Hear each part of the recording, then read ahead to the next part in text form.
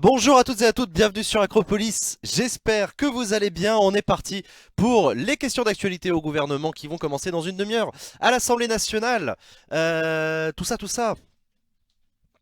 Tout ça, yeah, jingle, mais ouais, il est beaucoup trop cool le jingle d'Acropolis. Et encore, t'as pas vu celui des questions d'actualité au gouvernement qu'on verra dans une demi-heure du coup. Salut à toutes et à toutes, en tout cas bienvenue à la communauté, ça me fait toujours plaisir de vous retrouver en live. Toujours des... Excusez-moi parce que c'est un merdier de câble ici. Ah là là, voilà c'est bon. Salut coucou Antonin, pardon, salut Nat, salut Chapapat, salut Econix, salut Captain Follet, salut Setterana, salut Loustic, salut Swan, salut Arcturus, salut Econix, salut Invisio Politique, salut Zatilio, salut Kappa, salut Blue Sky Life. Salut à toutes et à toutes, je suis trop content de vous retrouver. On va passer un bout de l'après-midi ensemble, on va voir les députés se mettre sur la gueule avec le gouvernement pour une partie d'entre eux. Voilà, y a-t-il des versions longues du jingle? C'est la version longue que tu viens de voir, profites-en bien. Super fêtatoire, ouais, t'as vu?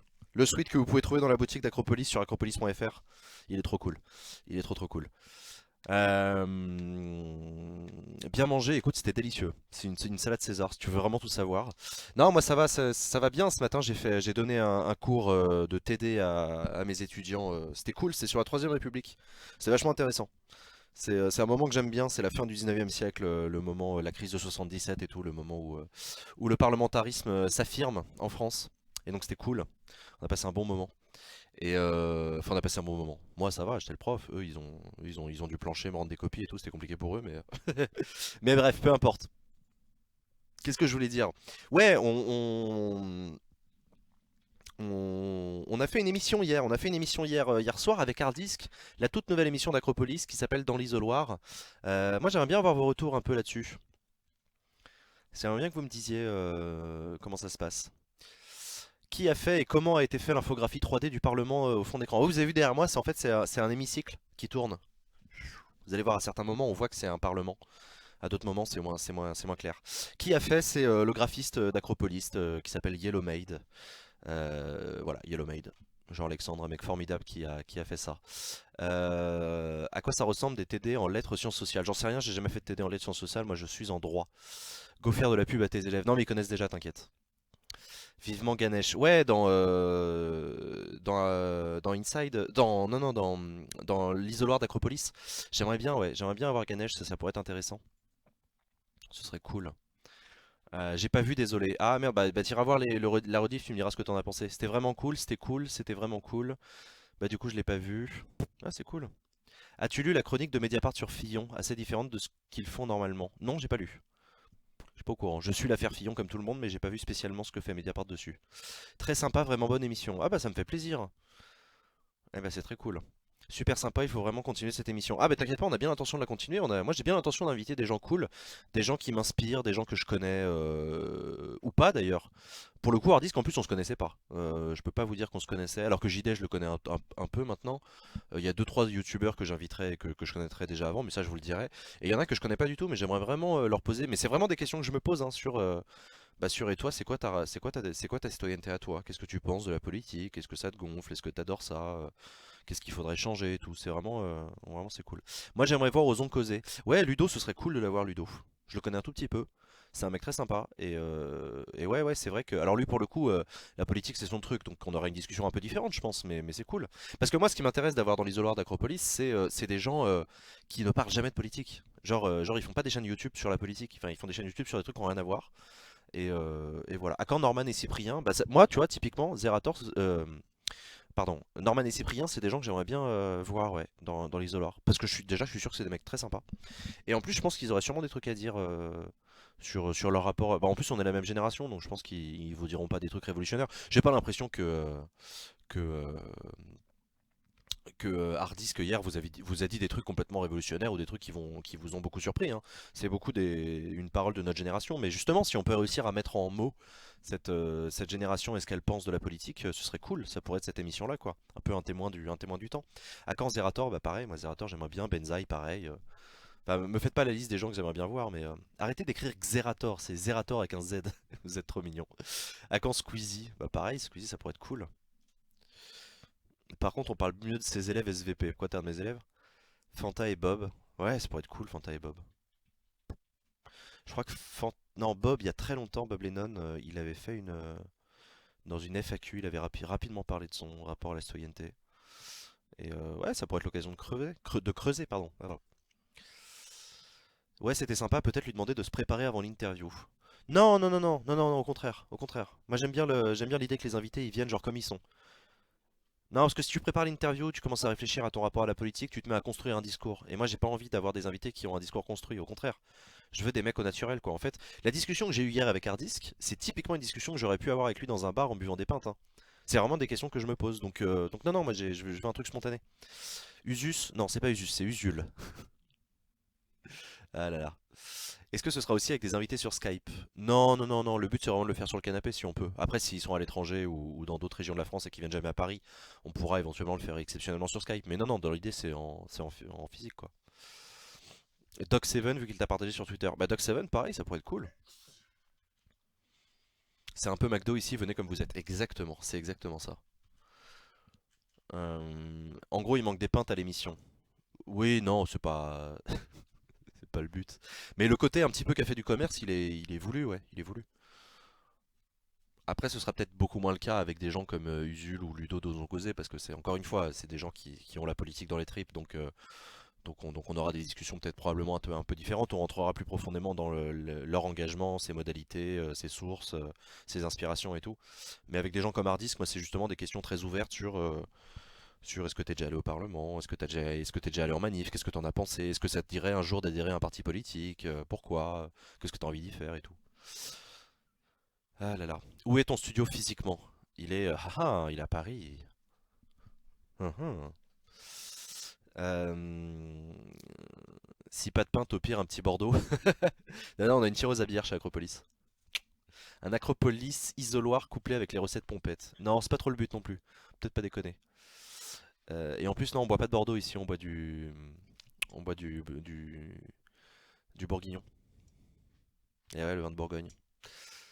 Avec des vulgarisateurs type Dirty Biology. Mais ouais, carrément. Avec Micmac, Dirty Biology, avec Nota Bene, avec Ben, avec Bruce Benamran de Y Penser, avec Science Étonnante, avec Florence Porcel, enfin vraiment des gens qui moi m'inspirent à titre personnel sur YouTube, parce que je trouve que leurs chaînes sont cool, mais c'est des gens qui parlent pas de politique le reste du temps. Après, la difficulté que j'ai, mais ça le but c'est réussir à les convaincre, c'est que parfois c'est des gens qui n'ont pas envie de parler de politique publiquement. Parce que soit ils se sentent pas légitimes, auquel cas ça m'énerve, parce que moi vous savez bien que mon credo c'est que tout le monde est légitime à parler de politique, on est tous citoyens et tant mieux, soit parce qu'ils ont peur de cliver avec une partie de leur public. Et moi mon but c'est de leur démontrer que c'est une émission où justement on n'est pas là pour cliver en fait, on est là pour s'ouvrir à toutes les opinions et à en parler justement. Donc voilà, il est dans le 16e ton studio, ouais ouais, c'est le genre ouais. Il faudrait pas faire un autre format pour les youtubeurs politiques? Non, je pense pas qu'on va faire un autre format, peut-être qu'on fera plus long par contre. Des tireuses à jus de pomme, ouais c'est ça. Avec Minute Papillon, pourquoi pas avec Enjoy Phoenix, LOL. Bah pourquoi LOL? Tu vois typiquement Enjoy Phoenix. C'est pas LOL, c'est une youtubeuse qui, comme toi et moi, elle est citoyenne, comme toi et moi, elle vit dans ce monde, elle entretient un rapport avec le monde qui l'entoure, donc voilà, j'aimerais bien lui poser des questions sur ce rapport qu'elle entretient avec... Vous savez, moi quand j'avais interviewé Bruno Le Maire, on était pas mal de youtubeurs, on n'était que deux à être calés en politique, c'était Hugo Traverse et moi. Les autres, c'était Amine Original, c'était Digilicious, c'était. Comment il s'appelle celui qui faisait du jeu vidéo? Je sais plus. Mais c'était des gens, enfin voilà, c'était des youtubeurs qui avaient rien à voir avec la politique et qui posaient des questions à un homme politique. Donc, Karim Debache, bah ouais. Autodisciple, ouais. Je vais concurrencer le vin de Bourgogne avec mes vins du Sud-Ouest. Karim Debache, ouais, vous avez l'air motivé. Tu veux toi aussi avoir un rapport avec. Je veux un rapport avec le monde qui m'entoure. Interview Miss France. Eh bah tu vois, typiquement, on se moque des Miss France parce qu'à chaque fois qu'on leur demande ce qu'il faudrait changer dans le monde, elles disent des trucs à la con, genre il faudrait la paix dans le monde, il faut pas que les enfants y souffrent. Mais typiquement, je suis sûr qu'on pourrait faire un dans l'isoloir avec Miss France, et hyper intéressant. Ça pourrait être trop cool. Tu pourrais interviewer Acropolis, truc trop bizarre. Euh, Non mais enfin ouais, genre Miss France, typiquement. Tu peux interviewer Sylvain Durif, non on va éviter. Comment ça s'est passé pour le contacter? Bah ça s'est bien passé, je lui ai envoyé un message, poliment, il m'a répondu poliment. Il m'a répondu exactement comme j'attendais qu'il me réponde. C'est-à-dire, ouais, je sais pas trop, j'en doute, tu sais, la politique, j'y connais rien, j'hésite, bof, machin. Puis finalement, je lui ai expliqué, hein, je lui ai dit que c'était pas du tout une interview pour le mettre en difficulté, c'est pas un QCM, c'est pas un grand oral de Sciences Po, c'est juste une discussion à la cool avec des questions simples. Et du coup, il a dit ouais, ouais, gros, ouais, bah ouais, go, ça m'intéresse, c'est parti. Donc voilà. À quand le passage sur France 3? Je suis déjà passé sur France 3, dans le journal national. Gens qui veulent s'isoler avec Miss France, putain, vous êtes cons. La fermeture d'esprit pour Sylvain Durif. Ah ouais, non mais moi mon esprit il est pas en communication avec l'au-delà. Hardis le bêta-testeur. Ouais, en plus il a été cool Hardis parce qu'on a vraiment essuyé les plâtres, hein. C'était la première émission, il a accepté de la faire. Donc euh, donc c'est cool. Bon bref, on vous tiendra au courant. De toute façon, vous verrez cette émission, je l'espère, toutes les semaines. Donc on va inviter chaque semaine un nouveau youtubeur. J'espère qu'ils vont accepter. Parce que je me rends compte déjà qu'il y a une double difficulté pour les youtubeurs. C'est déjà celle que je vous ai déjà dite sur le fait que la politique, c'est pas trop leur domaine a priori. Donc ils ont pas trop envie d'en parler. Enfin ils hésitent quoi, ils bof. Et en plus, moi je suis quand même une petite chaîne YouTube en nombre d'abonnés. Donc c'est pas facile pour eux d'accepter de venir me donner une interview. Donc, euh, donc voilà. France 3 qui fait de la pub à la concurrence. Mais je suis pas concurrent de France 3, hein. Les QAG commentés, c'est pas un concurrent de France 3. Vous savez que France 3 diffuse les questions au gouvernement à l'Assemblée nationale depuis les années 80 et ils le font en vertu d'une obligation réglementaire.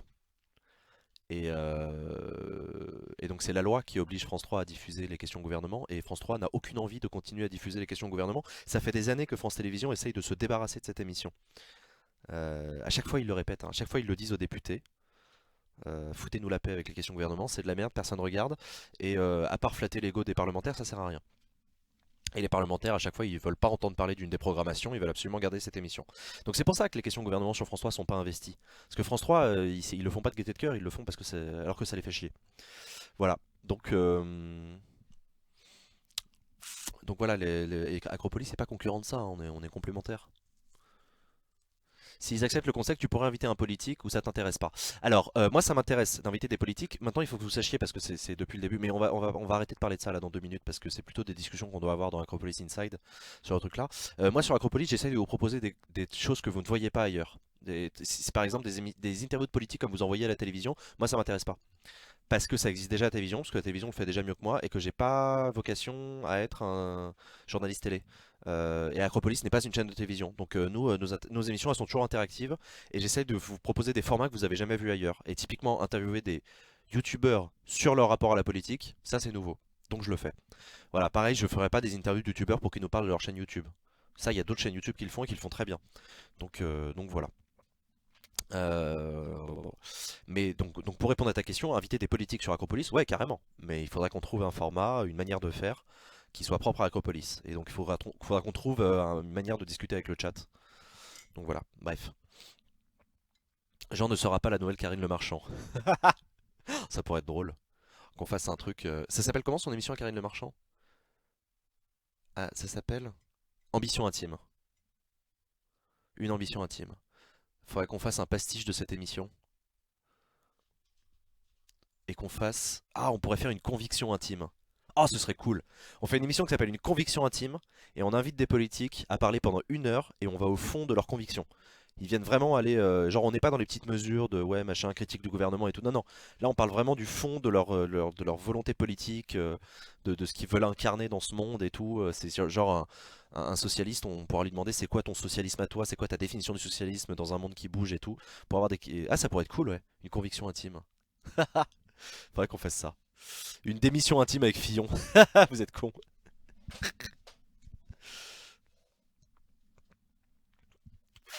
Karine Le Marchand. Ça pourrait être trop drôle. Ça tirait bien avec les cheveux longs. Non, mais faudrait qu'on fasse ça. Mais c'est toujours pareil, hein, vous savez, Acropolis, c'est pas l'ambition qui manque, hein.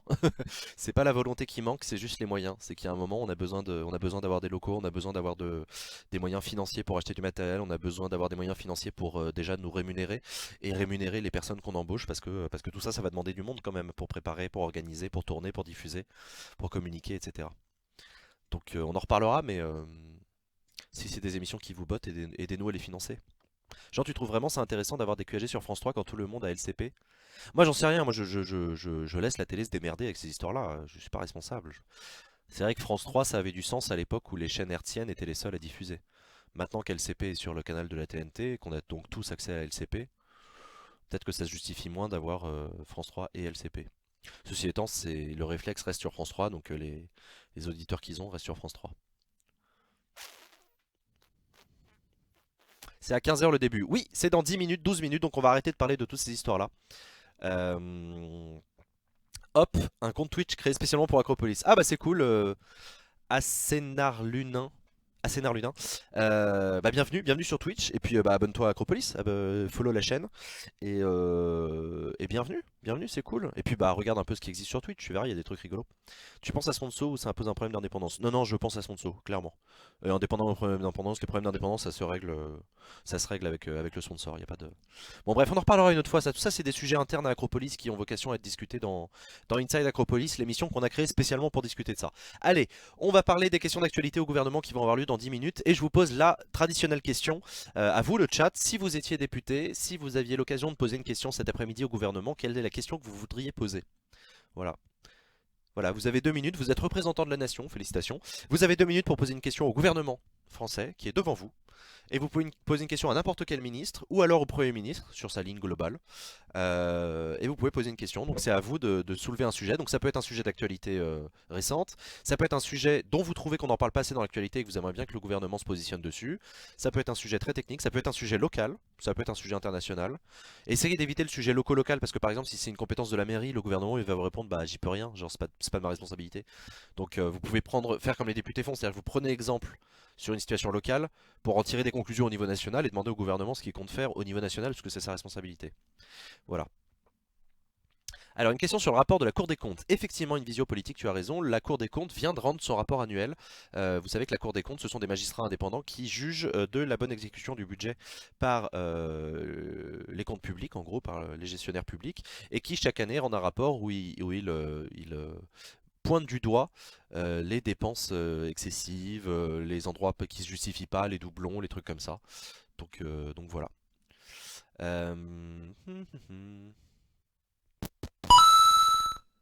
Tout le monde sait maintenant, François Fillon.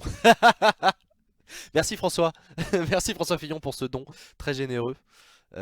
Du coup, attends, je vais remettre top donateur parce que tu as fait une donation très généreuse. Hop, hop, hop. Tac, merci beaucoup François Fillon pour ce don de 20 euros. Allez-vous moderniser les lois sur Internet? Tiens, c'est intéressant ça. On a déjà eu une prise de parole hier de la ministre du Numérique sur la question de l'accès au très haut débit dans les territoires ruraux. Mais ok. Monsieur le Premier ministre, que comptez-vous supprimer l'écotaxe? D'accord. Allez-vous moderniser les lois sur Internet? J'ai déjà lu. Si vous devez lire un seul document officiel dans l'année, lisez ce rapport, c'est toujours édifiant. Oui, le rapport de la Cour des comptes, ouais. Surtout intéressant. Est-ce que l'e-sport doit être considéré comme un sport officiel comme les échecs par exemple? Ça, cette question, Ness, a déjà été réglée dans la loi numérique. Je rappelle que l'e-sport a été légalisé en France par la loi République numérique. Donc ça fait depuis le 1er janvier 2017 que l'e-sport est officiellement reconnu en France parce qu'il y a maintenant un régime légal applicable à l'organisation des compétitions e-sportives. Quelle réponse face au problème posé par la dépénalisation de la corruption en Roumanie par exemple? Ok. Euh, On parle de au début à la campagne, dans le 9.3 il n'y a pas la fibre partout, qu'est pas ça? Ça c'est une bonne question. Suppression de la Hadopi, c'est pour quand les copains? Ouais. Rapport à... Voilà. Que faire face à l'échec de la première année de licence? Ok. Garantir la neutralité du net dans la Constitution. Ok.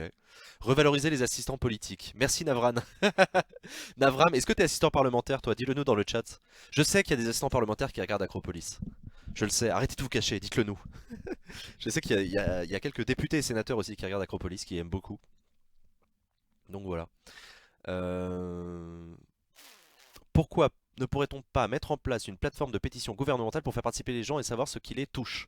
Ah, c'est une bonne question ça, vous savez que ça existe aux États-Unis. Ça s'appelle We the People. Effectivement, on pourrait mettre un truc pareil en place. Ça a déjà été recommandé dans différents rapports. Je demanderai ce qu'il est fait pour améliorer les conditions de travail entre guillemets des pompiers volontaires, casernes de proximité qui peu à peu sortent moins et disparaissent. Mais c'est le cas depuis plusieurs années. Ok. Pompiers volontaires, cool. Comment réglementer et protéger au mieux les patients ayant de plus en plus recours aux médecines dites alternatives? Ok. Le gouvernement va-t-il réagir d'une manière ou d'une autre au retour des peines planchées? D'accord. Abroger la loi El Khomri étant remise en cause par votre candidat à la présidentielle.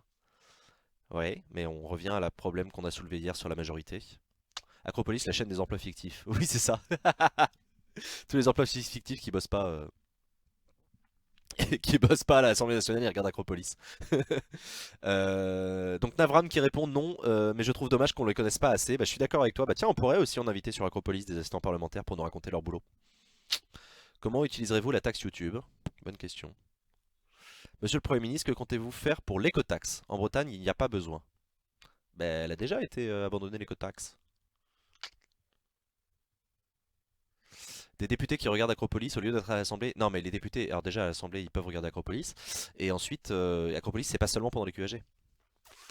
Et puis, il y a les replays aussi. Comment revaloriser le métier d'enseignant?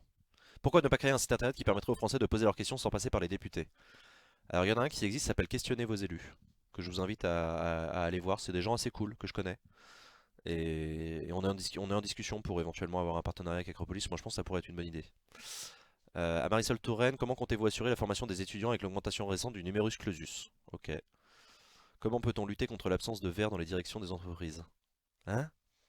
Comment peut-on lutter contre l'ascenseur de verre dans les directions des entreprises? En mairie aussi, on regarde Acropolis. Merci Hervald. Merci à tous les copains de la fonction publique nationale, territoriale, hospitalière qui nous regardent. C'est cool et merci pour ce que vous faites. À quand la suppression de la Cour de justice de la République? Bonne question. La Cinquième République n'est-elle pas dépassée face aux aspirations démocratiques de nos citoyens? Bonne question. À quand le réel développement d'alternatives à la prison? Ah, l'application de la loi Taubira. Ça, c'est une question. Il faudrait trouver qui travaille, c'est compliqué. Cher gouvernement, pouvez-vous mettre en place une exemption de taxes pour la fourniture de jus de pomme auprès de la Civic Tech? C'est pour le bien de la démocratie. Jean, t'as mis le replay de l'émission de Canap d'hier soir. Oui, Xan, je l'ai mis en replay sur la chaîne principale. Cette émission-là, on la va la diffuser sur la chaîne principale.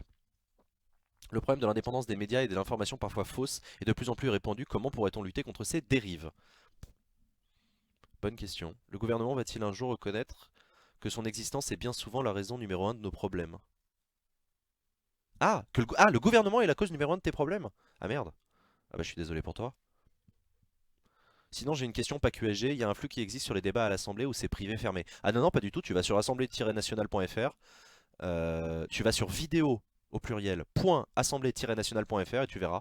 Toutes les commissions sont en direct, toutes les séances publiques sont en direct. La territoriale représente.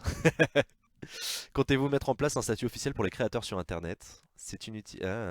Que faire pour restaurer l'entente entre police et banlieue? Ouais, ça c'est une question d'actualité dont on a déjà parlé rapidement hier avec cette histoire de Théo. Cette histoire, ce fait divers sordide surtout. Donc voilà. Elle n'a pas été abrogée, la loi Taubira, récemment? Non. Oh non.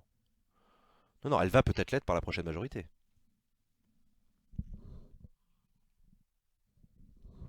À quand une nouvelle formation mieux adaptée aux policiers pour éviter les phénomènes comme ce qu'il s'est passé à Aulnay-sous-Bois? Hmm. Une position concernant le chiffrement. Ok. Pourquoi avoir des vaccins obligatoires au nom de la santé publique et pas interdire des pratiques comme la cigarette au nom de la liberté? Intéressant comme question. Pour le coup, c'est des sujets sur lesquels j'ai travaillé, donc j'ai envie de te répondre, mais c'est une bonne question. Que pensez-vous des quotas ethniques? Ah, c'est osé ça. Et ton passage en star sur BFM? Ouais, vous l'avez vu, je suis passé sur BFM TV hier. Trop la secla. Je suis passé sur BFM TV dans l'édition Grand Angle, dans l'émission Grand Angle où ils ont fait un sujet sur les politiques sur Internet. Et donc il y a des journalistes de BFM qui sont venus m'interviewer la semaine dernière. Et c'est passé hier soir à 22h45. Donc c'est cool. Comptez-vous réformer le statut des assistants parlementaires? Ah ça c'est pas une question qu'il faut poser au gouvernement, il y peut rien. Le statut des assistants parlementaires dépend exclusivement du Parlement. Donc c'est au Parlement de se bouger pour travailler sur le statut des assistants. Jean Alboulard maintenant qu'il est passé sur BFM. Il y a un lien. Ouais, faut qu'on te le retrouve. Attends, je vais regarder. Je l'ai retrouvé tout à l'heure, je l'ai envoyé à ma maman. Alors du coup, tu vas dans BFM vidéo. Là tu vas dans replay. Là tu vas dans grand angle. Et là, normalement, tu cliques sur politique, machin. Voilà. Le replay, il est là. Je te le mets dans le chat. Voilà. Et si tu veux voir exclusivement ma tronche, je parle à partir de 5 minutes, je crois. Ni d'un replay sur YouTube. C'est quoi le lien? Voilà, donc je vous ai passé le lien. Devrait-on obliger les candidats des différentes élections à présenter leur budget aux électeurs? Leur budget, tu veux dire? Leur compte de campagne ou leur budget prévisionnel qu'ils comptent mettre en œuvre si jamais ils sont élus? C'est quoi la différence entre Parlement et Assemblée nationale? L'Assemblée nationale fait partie du Parlement, mais le Parlement ne se résume pas à la seule Assemblée nationale puisqu'il ne faut pas oublier le Sénat. Voilà la réponse. Tu vas mettre le replay sur la chaîne Acropolis? Non, je vais pas mettre. Non, je peux pas mettre le replay d'une chaîne de télé sur une chaîne YouTube, c'est pas possible.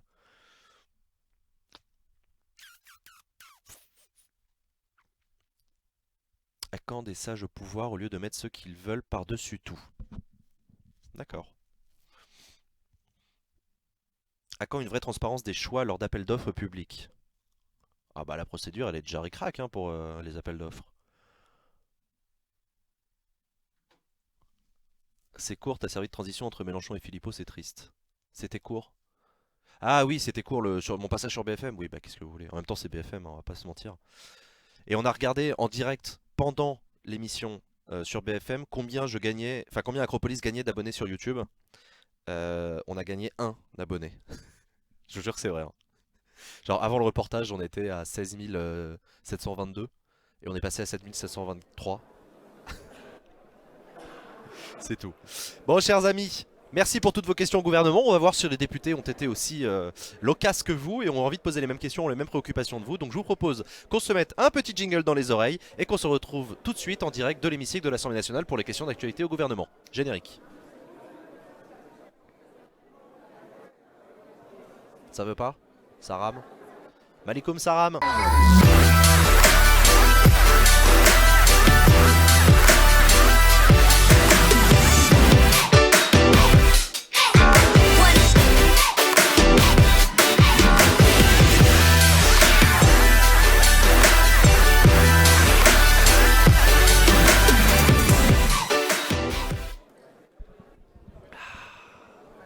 Et ben voilà. On est en direct de l'Assemblée nationale, les députés sont en train de s'installer pour cette séance de questions d'actualité au gouvernement. Est-ce qu'il y a du monde dans l'hémicycle? Pas des masses. On va pas se mentir. C'est pas l'affluence des grands jours, hein. Oh putain. Attends, ça je vais le mettre là, le chat, et ça je vais le mettre en grand écran ici. Hop, hop, voilà. Voilà. Ah bah du coup le chat je peux le remettre là. Là. Hop, hop, hop. Voilà. C'est un peu vite, c'est les vacances. Ah, vous croyez qu'ils sont au ski? Le jingle a fait fuir mon chat. Oh non, le petit chat. Le petit chat. Le dubstep, c'est mort, les gars. Oui, bah c'est pas du dubstep, en plus. Raté, c'est con. Quand tu as le réflexe de baisser le son au moment du jingle, tu vas traîner beaucoup trop par ici. C'est que tu as traîné beaucoup trop par ici. Oui, ça vise the kid, oui, ça m'étonne pas de toi. Il faut qu'on règle cette histoire de son d'une jingle, mais il faut juste baisser le son dans la source. Mais on oublie de le faire à chaque fois.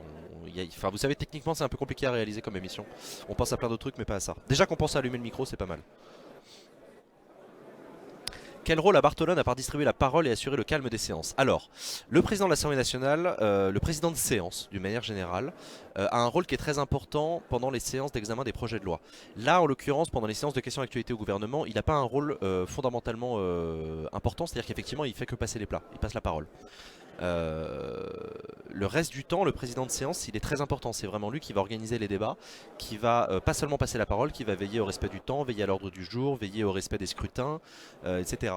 D'ailleurs, derrière le président de l'Assemblée nationale, il y a deux personnes que vous voyez assises. Ce sont deux personnes très importantes puisque l'une d'entre elles est secrétaire générale du Parlement, c'est-à-dire le ou la haut fonctionnaire qui dirige l'ensemble des personnels administratifs de l'Assemblée. Donc c'est le patron administratif de l'ensemble des personnels de l'Assemblée. Et l'autre personne, c'est le secrétaire général de séance. Donc c'est le sous-directeur de certaine manière, spécialisé dans la séance dans l'hémicycle. Et ces deux personnes sont assises derrière le président pour l'accompagner dans sa présidence de séance. Et effectivement, vous les voyez qui foutent pas grand chose pendant les QAG, parce qu'encore une fois, les QAG, c'est une séance qui roule. Elle est facile et le président se démerde très bien tout seul. Mais pendant l'examen des projets de loi, vous les voyez très souvent intervenir, c'est-à-dire ils se lèvent de leur siège, ils vont glisser un mot à l'oreille du président de séance pour lui dire attention, l'amendement machin, il faut penser à le faire passer après le vote du rappel au règlement de machin, etc. Donc ils ont un rôle qui peut être vraiment important pendant ces séances-là. Mais là, effectivement, la séance de QAG, c'est assez simple pour la présidence de séance, à part les rappeler à l'ordre et veiller au temps de parole, il n'y a pas grand-chose à faire. Voilà. Bartolone peut avoir un remplaçant sur certaines séances. Ah, mais Bartolone, il est remplacé tout le temps, hein. Là, il préside les QAG parce que ça passe à la télé, parce que c'est une séance importante, parce qu'il a envie de la présider. Mais le reste du temps, c'est les vice-présidents qui président, hein. Je rappelle que le président, il est entouré par 9, je crois, vice-présidents qui tournent en permanence Si vous voulez bien regagner vos places. Pour remplacer le président. La C'est pas séance Bartolone est qui siège en ouverte. permanence, le Mes pauvre. chers collègues, vendredi dernier, un agent de notre Assemblée, Jean-Michel Gaudin, Attendez, chef de rang à C'est la moi, c'est moi, buvette c'est moi. parlementaire, a été sauvagement attaqué dans le quartier de la Bastille alors qu'il portait secours avec un très grand courage à 2 personnes âgées agressées par 4 individus. Il a été roué de coups avec une brutalité effrayante. Très grièvement blessé, il demeure aujourd'hui dans un état critique. Son pronostic vital est engagé. C'est horrible. Chacun de nous ici le connaît et l'apprécie avec sa gentillesse, sa disponibilité et son engagement au service de l'Assemblée nationale. En notre nom à tous, je voudrais dire à Joël, son épouse, à Marine et Maëlle, ses filles, et à toute sa famille et à ses collègues, notre émotion et notre révolte face à une telle sauvagerie et notre soutien dans cette terrible épreuve. Je suis sûr que tous, vous vous associerez à cette déclaration. C'est horrible. Un fonctionnaire de l'Assemblée nationale qui a été sauvagement attaqué, roué de coups à place de la Bastille il y a quelques jours et qui est dans un état critique et son pronostic vital est engagé. Et donc vous voyez les députés de l'Assemblée nationale qui unanimement saluent et apportent leur chaleur et leur L'ordre du jour soutien à sa appelle les famille. questions au gouvernement. La J'espère parole qu'on aura est des à nouvelles monsieur de lui et Guillaume j'espère qu'il ira Chevrollier. mieux. Quelle horreur. Merci, Monsieur le Président. Ma question s'adresse à Monsieur le Premier ministre. Hop. Monsieur le Premier ministre, le déficit commercial de la France est reparti à la hausse l'an dernier. Encore une mauvaise nouvelle économique. Il s'établit à 48,1 milliards, dépassant très nettement vos prévisions. Les conditions étaient pourtant favorables, avec la baisse de l'euro et une diminution de plus de 8 milliards de la facture énergétique. Les exportations ont diminué en dépit de gros contrats comme les ventes d'armement qui ont rapporté 20 milliards d'euros. Cette dégradation est préoccupante. Elle montre combien votre gouvernement a été incapable de donner à nos entreprises le soutien et la confiance nécessaires. Après un début de quinquennat qui n'a été que ponction et impôts, votre gouvernement a institué le CICE, système compliqué. Guillaume Chevrollier, lourd le député et à effet Les Républicains de non immédiat. Mayenne, Au qui lieu de procéder aux s'en baisses prend au de charges gouvernement et critique que son nous action proposions. puisqu'il constate que le Notre déficit agriculture a également commercial été de la touchée France plein a fouet, à nouveau avec une chuté. baisse des Déficit commercial, je rappelle, et aussi a au avec nouveau une hausse augmenté, je veux dire. conséquente Déficit des commercial, je rappelle que importations c'est la différence qui entre ce que mécontentent l'économie française légitimement nos achète et vend agriculteurs à dans le l'extérieur. contexte de crise qu'ils traversent. Ce déficit commercial illustre les problèmes de notre industrie et la dégradation de la situation J'ai des l'impression qu'il y a un services. problème sur le docking. Ces Sylvain. chiffres montrent combien la compétitivité de la France est atteinte. D'autant plus que nos voisins européens, eux, ont su réagir, comme l'Espagne ou l'Allemagne, dont l'excédent commercial a atteint 234 milliards d'euros. C'est donc un constat d'échec magistral de votre majorité et de tous vos ministres de l'économie, dont je tairai la longue liste. Nous ne pouvons que souhaiter l'alternance pour notre pays. L'alternance seule capable d'apporter le redressement économique dont la France a besoin. Il est temps de redonner la liberté, le souffle indispensable. Guillaume Chevrollier qui appelle de ses voeux l'alternance politique. L'alternance, je rappelle que c'est le fait de changer de majorité à l'occasion des élections. Donc il appelle clairement à l'élection de François Fillon à la présidence de la République. Et c'est Mathias Fekl, le secrétaire d'État chargé du commerce extérieur, qui va lui répondre sur ce déficit. Monsieur le Président, Mesdames et Messieurs les députés, Monsieur le député Chevrollier, si vous le permettez, je veux d'abord m'associer à l'émotion que vous avez exprimée, Monsieur le Président, et souhaiter à Monsieur Gaudin le meilleur rétablissement possible et ce, le plus vite possible. Et à mon tour, penser à ses proches. Nous l'apprécions, nous le connaissons et nous espérons pouvoir le voir bientôt à nouveau ici. Sur le commerce extérieur, j'ai eu l'occasion de m'exprimer hier à l'occasion de la présentation des chiffres. Je l'ai fait à plus de 20 reprises devant le Parlement pour présenter systématiquement l'évolution des choses. Les chiffres pour 2016, vous avez raison, ne sont pas bons. Nous constatons une dégradation de la balance commerciale à 48 milliards d'euros et également une dégradation de la balance des services que pour la deuxième fois depuis l'an dernier, nous présentons ensemble pour avoir la vraie approche de la réalité de notre pays et de son insertion dans la mondialisation. 48 milliards d'euros de déficit sur les biens et nous sommes à peu près à l'équilibre sur les services après un excédent l'an dernier de plus de 8 milliards, principalement à cause de l'évolution du tourisme. Ce que vous oubliez de dire, en revanche, monsieur le député, je le regrette, c'est lorsque nous sommes arrivés au pouvoir, le déficit était à plus de 70 milliards d'euros. Un tiers du déficit Voilà, a été Matthias résorbé Fekl, le pendant ce secrétaire quinquennat. d'État au commerce extérieur, qui justifie cette baisse cette augmentation du déficit de la balance commerciale.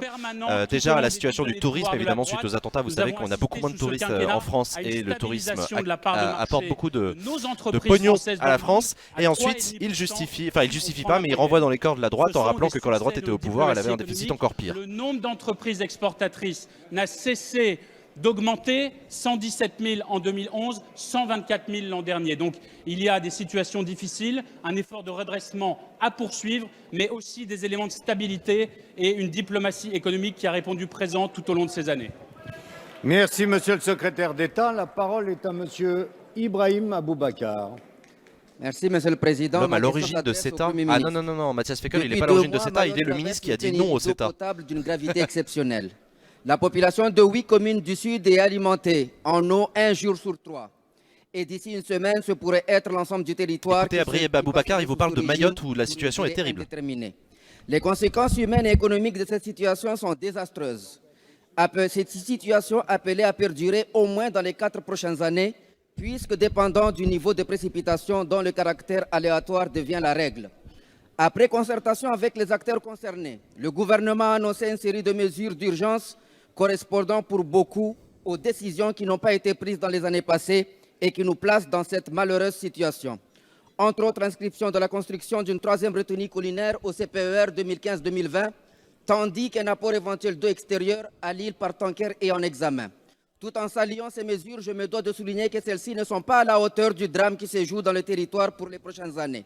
En effet, le volume d'eau nécessaire pour couvrir les besoins de la population étant en augmentation continue, les décisions relatives à la production d'eau doivent être réexaminées. Forage supplémentaire, renforcement des réseaux de distribution entre le sud et le centre, programmation d'une 4e retenue collinaire dès maintenant, dans l'espoir de l'avoir opérationnelle dans 10 ans, et même une construction d'une 2e usine de dessalement.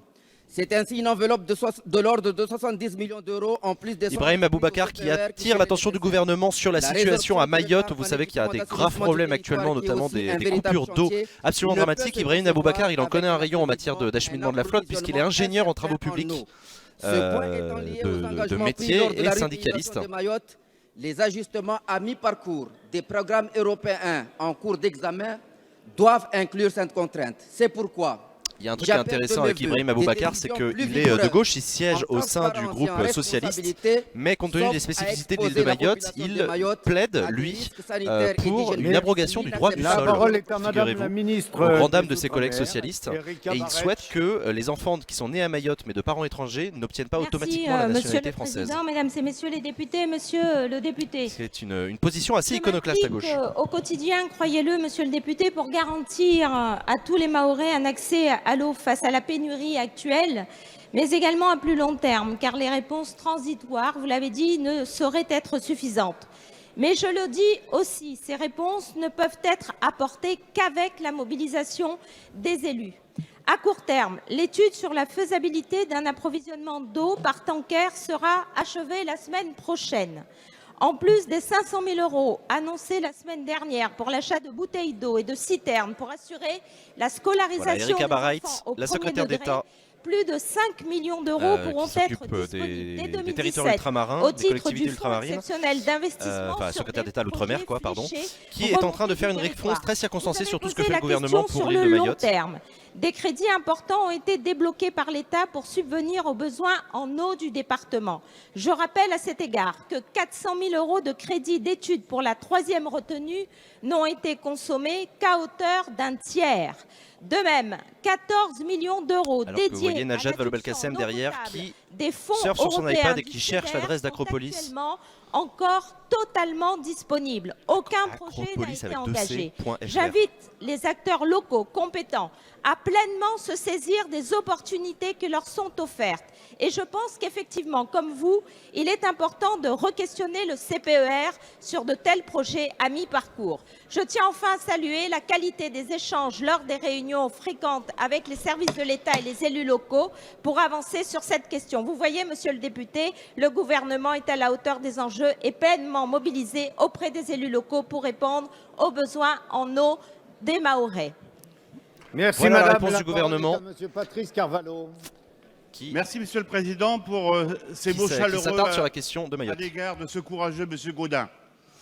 Patrice Carvalho, La le député direction communiste. EDF a annoncé jeudi dernier un nouveau plan de réduction des effectifs de 3 900 postes entre 2017 et 2019. Il s'ajoute à celui déjà mis en œuvre l'an dernier avec la suppression de 2000 postes. Merci Smiled. L'objectif serait de réduire les coûts d'1 milliard d'euros, ce qui fait des salariés une variable d'ajustement de surcroît bien dérisoire face à la situation économique et financière du groupe et préoccupante au moment où EDF doit relever les défis de la transition énergétique.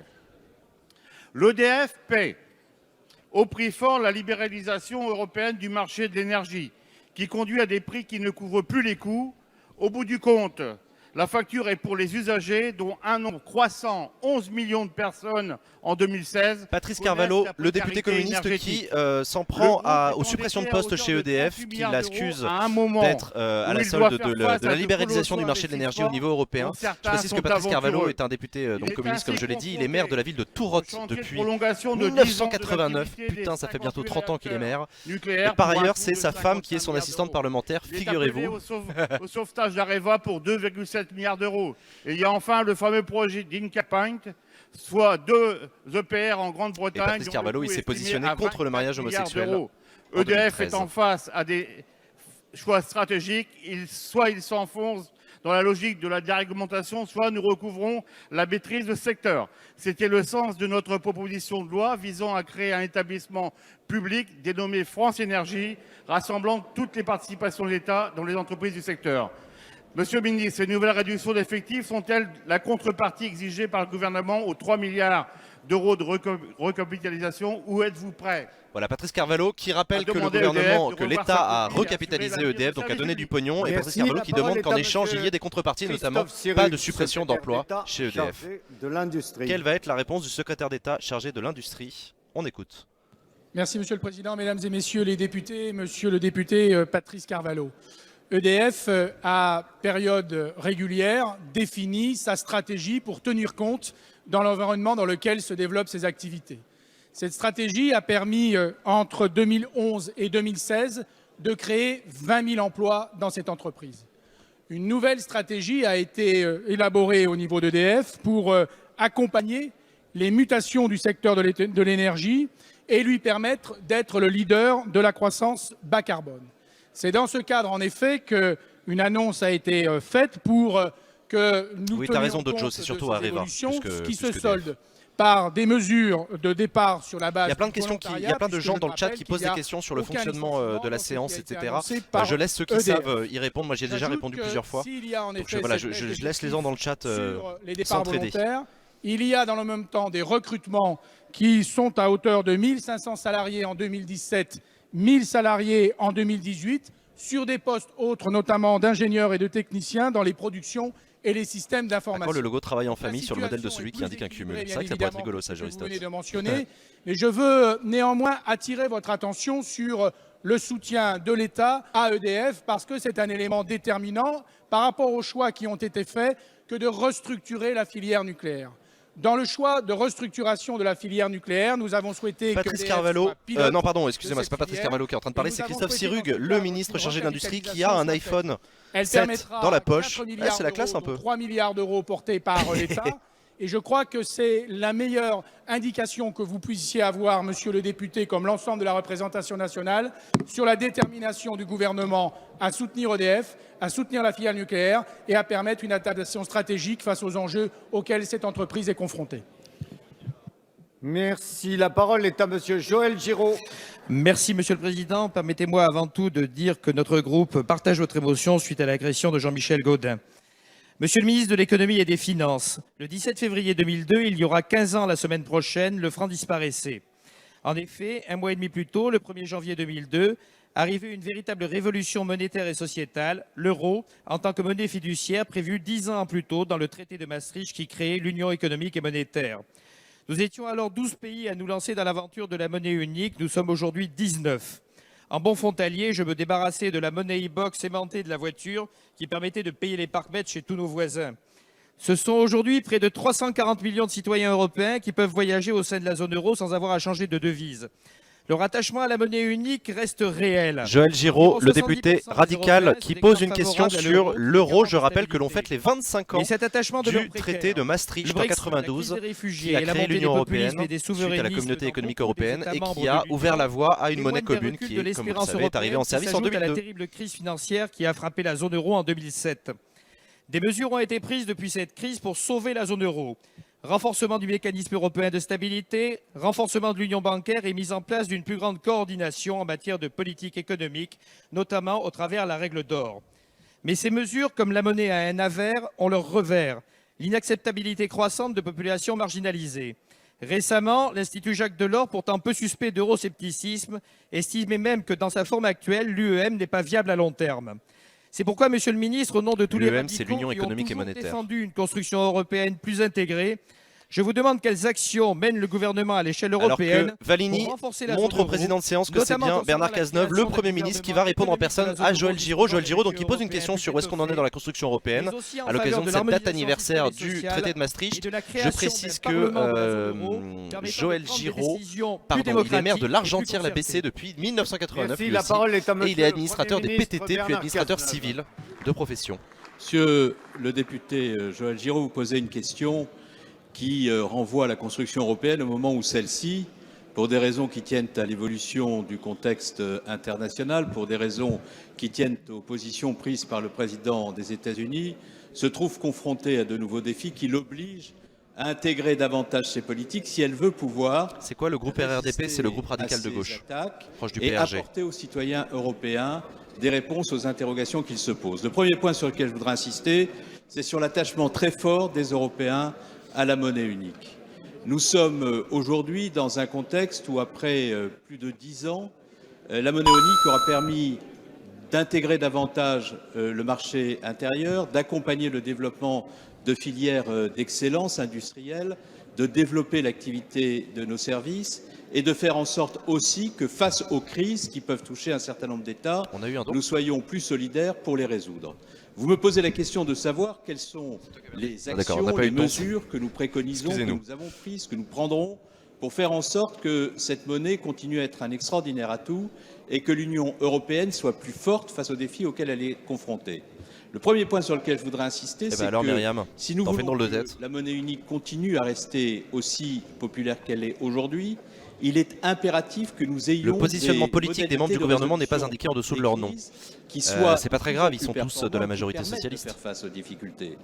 De ce point de vue-là, la mise en place du mécanisme européen de stabilité a permis de mettre en place pour les économies en difficulté des dispositifs de solidarité qui ont conduit l'Europe à maintenir l'unité, l'intégrité de la zone euro. Ça a été le cas notamment des 3 programmes qui ont été mis en place en faveur de la Grèce. Le 3e programme de 86 milliards d'euros se met en œuvre en contrepartie des efforts faits par la Grèce pour engager les réformes structurelles attendues d'elle, dans un contexte de soutenabilité de ces réformes. Et je me rendrai en Grèce avec le ministre Michel Sapin, le ministre des Affaires européennes Harlem Désir, le commissaire européen Pierre Moscovici dans quelques jours, de manière à pouvoir manifester de nouveau la solidarité de la France.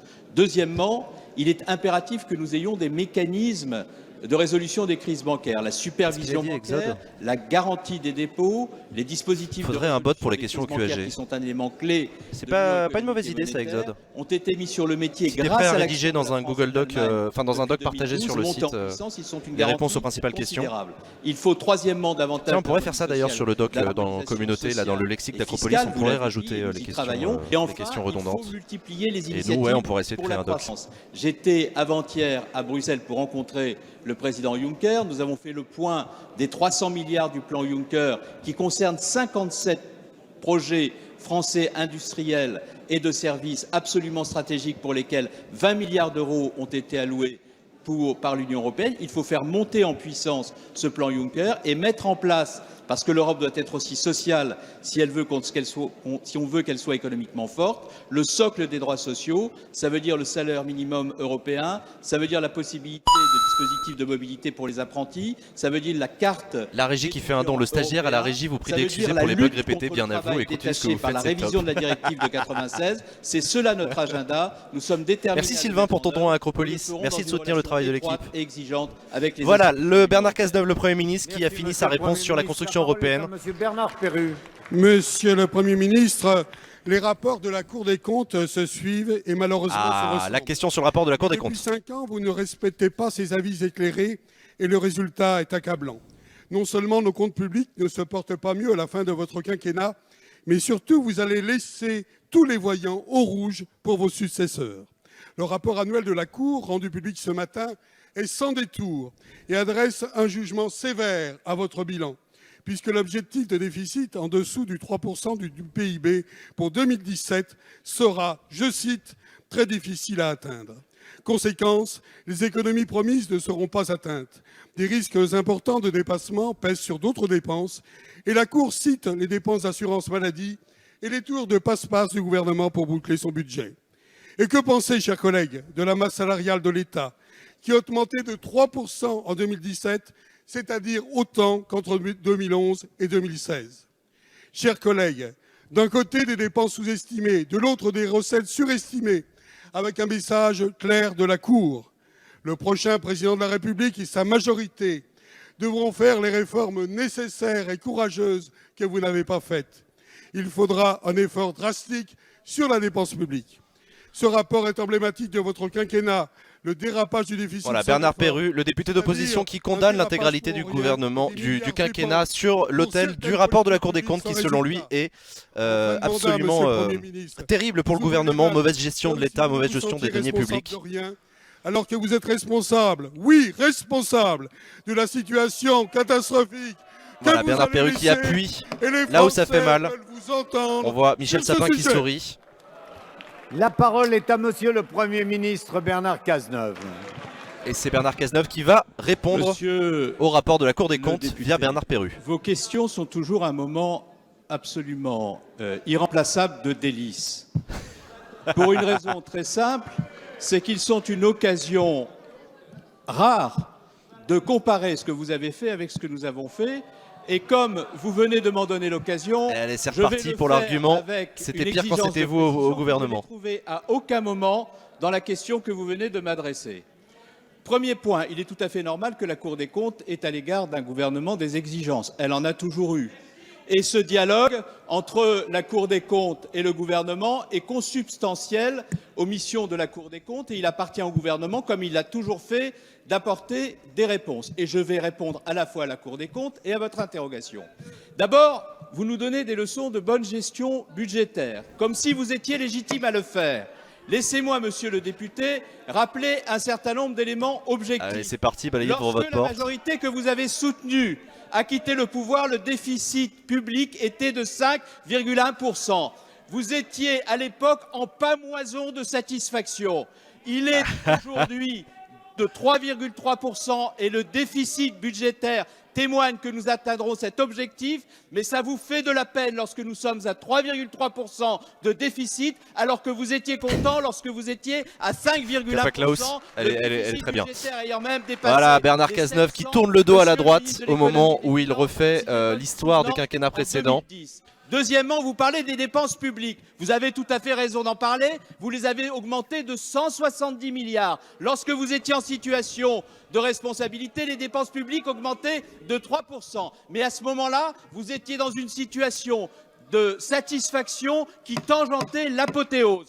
Putain, il utilise un champ lexical. Bernard Cazeneuve, c'est assez extraordinaire. Rien que pour ça, j'aime bien ses réponses. Nous avons fait en sorte que les déficits publics soient maîtrisés. Le déficit du régime général de la sécurité sociale est réduit quasiment à néant. Et vous continuez, en convoquant des bobards à longueur de questions, à laisser à penser que vous avez bien géré, là où c'est nous qui avons fait les efforts de rétablissement des comptes publics. Alors vous nous dites, oui, mais la Cour des comptes a des interrogations pour 2017. Mais monsieur le député, elle avait exactement les mêmes interrogations pour 2016. Et alors même que nous avons dû, pour des raisons qui tiennent notamment au terrorisme, augmenter les effectifs des forces de sécurité. J'adore le côté je suis maître du temps, je vais prendre le temps de t'allumer, bisous. Oui, effectivement, Bernard Cazeneuve, Premier ministre, n'a pas de limite de temps de parole, il n'est pas limité par les 2 minutes, puisqu'il est Premier ministre. C'est le seul à ne pas avoir de limite de temps. Et ils le seront en 2018 grâce à l'action de Michel Sapin, grâce à l'action de Christian Eckert, qui ont sur ces sujets toujours été dans la transparence et la plus absolue rigueur. Alors, monsieur le député, laissez-moi vous dire les choses French avec la politics plus grande commented in franchise. live, absolutely. Je préfère vous laisser votre autosatisfaction. Je préfère vous laisser le contentement que vous avez de vous-même lorsque vous avez laissé exploser la dette de 25 points de PIB et nous laisser faire le travail que nous faisons avec un souci de transparence et de respect des Français, car votre bilan est tel que vous n'avez pas d'autre solution que de faire campagne avec des bobards. Voilà, vous faites campagne avec des bobards. Bernard Cazeneuve qui voit toute la majorité se lever pour l'applaudir et le soutenir.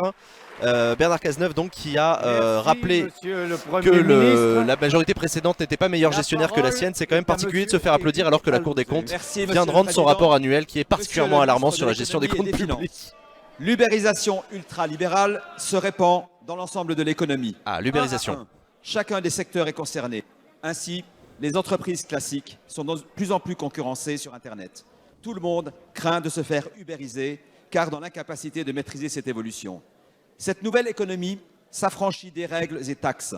Elle propose des services simples à prix cassé, au risque de concurrencer de façon déloyale, voire de faire disparaître les autres acteurs du secteur. L'hôtellerie, la SNCF, les libraires, le prêt-à-porter, les services à domicile, la location, l'éducation, la santé, j'en passe, sont menacés et doivent s'adapter très vite.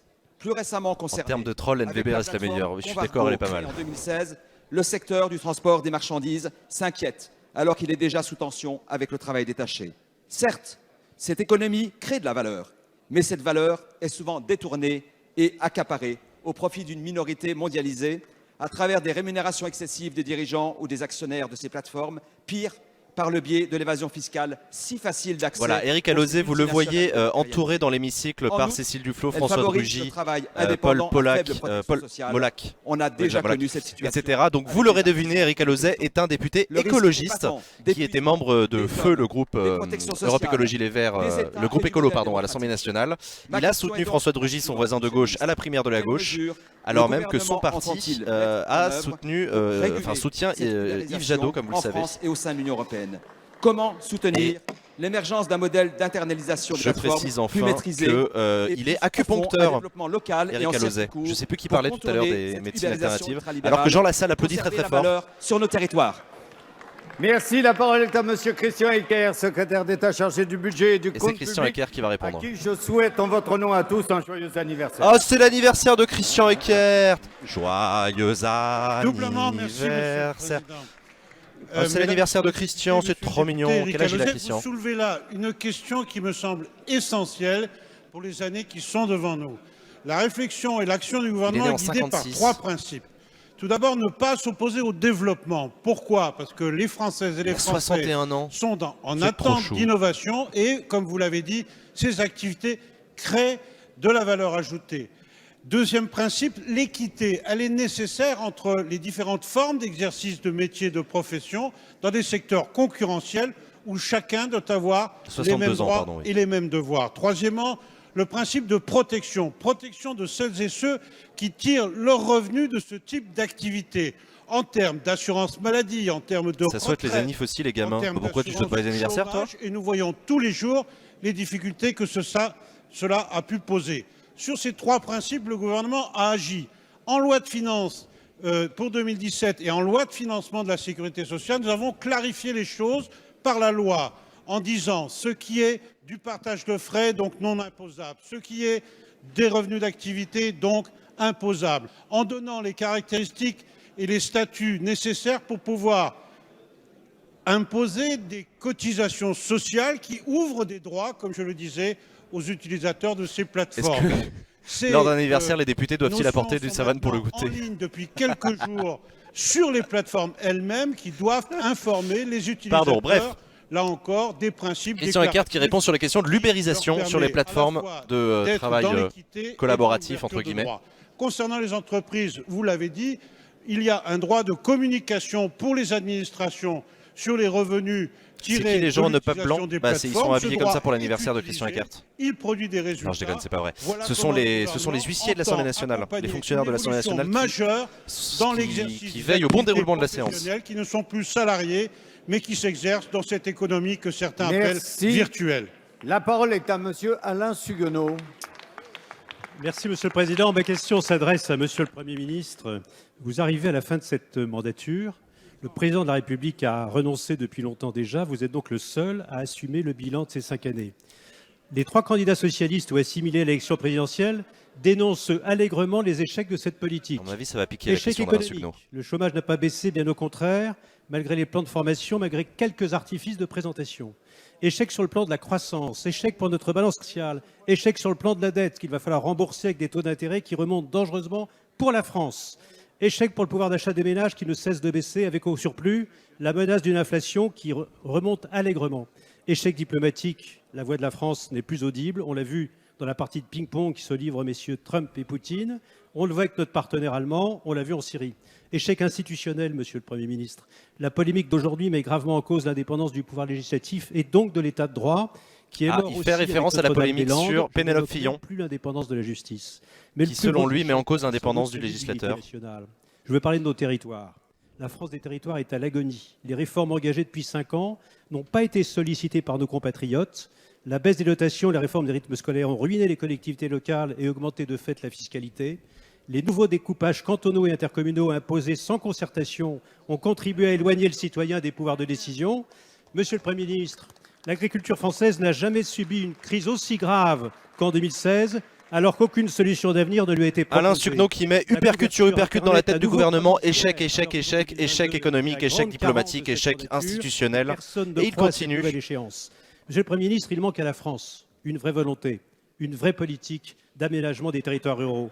Alors que vous allez attendre bientôt le 3e âge de la civilisation, c'est-à-dire après l'âge de pierre, l'âge du bronze, l'âge de la retraite, avez-vous à cette échéance un regret et pourquoi pas une idée dont les candidats, quels qu'ils soient, pourraient s'inspirer pour sauver enfin la ruralité? Putain, Alain Suguenot, il tape fort. Hein. Avez-vous un regret ou alors sait-on jamais une idée? Premier ministre Bernard Cazeneuve. Et c'est Bernard Cazeneuve qui va lui répondre personnellement. Votre question, monsieur le député, est une véritable œuvre d'art.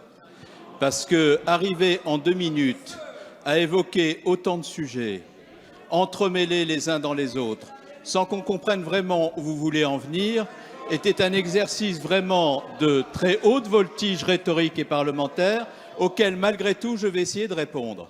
Le premier point sur lequel je voudrais vous répondre, c'est sur la situation de l'économie. J'ai essayé de le faire tout à l'heure, même si le temps nous est toujours compté pour aller au fond des choses, en évoquant la situation budgétaire. Mais je pourrais parler de la situation des entreprises que vous avez évoquée.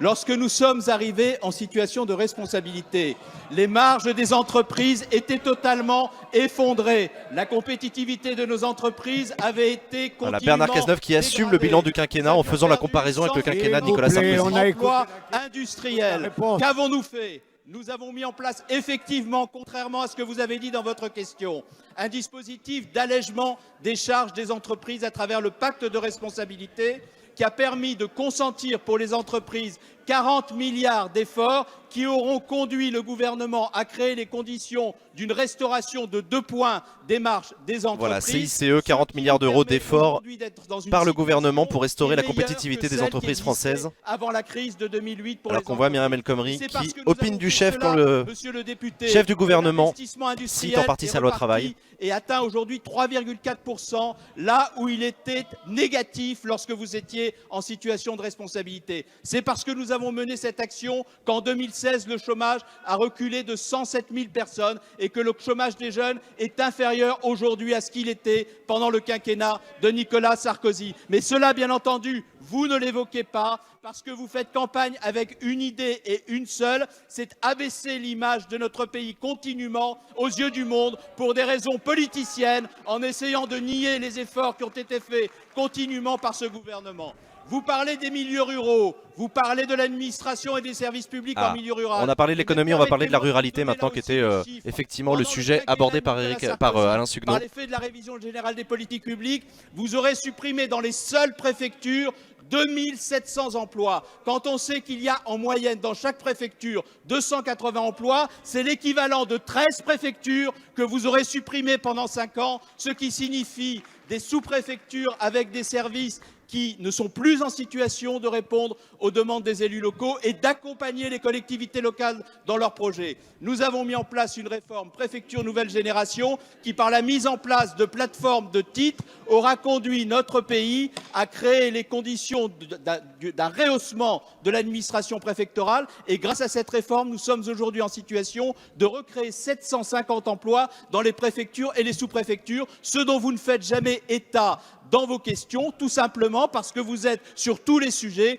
dans l'instrumentalisation de la peur et dans la falsification des faits, comme si vous aussi, vous aviez décidé de mener une campagne en faisant une campagne niant les faits et la réalité. Enfin, pour ce qui concerne les services... Voilà, c'est l'accusation de la campagne de François Fillon qui, selon Bernard Cazeneuve, nie les faits, la réalité. Bernard Cazeneuve qui s'efforce tant bien que mal de défendre le bilan du quinquennat en expliquant que le tableau n'est pas si noir que ça. Mais il faut reconnaître que c'est un peu compliqué pour lui. Croyez-moi, au moment du bilan, au moment de regarder la situation en face, les Français seront en situation de faire la différence entre ce que vous avez fait et ce que nous faisons, entre vos mensonges et notre discours de vérité.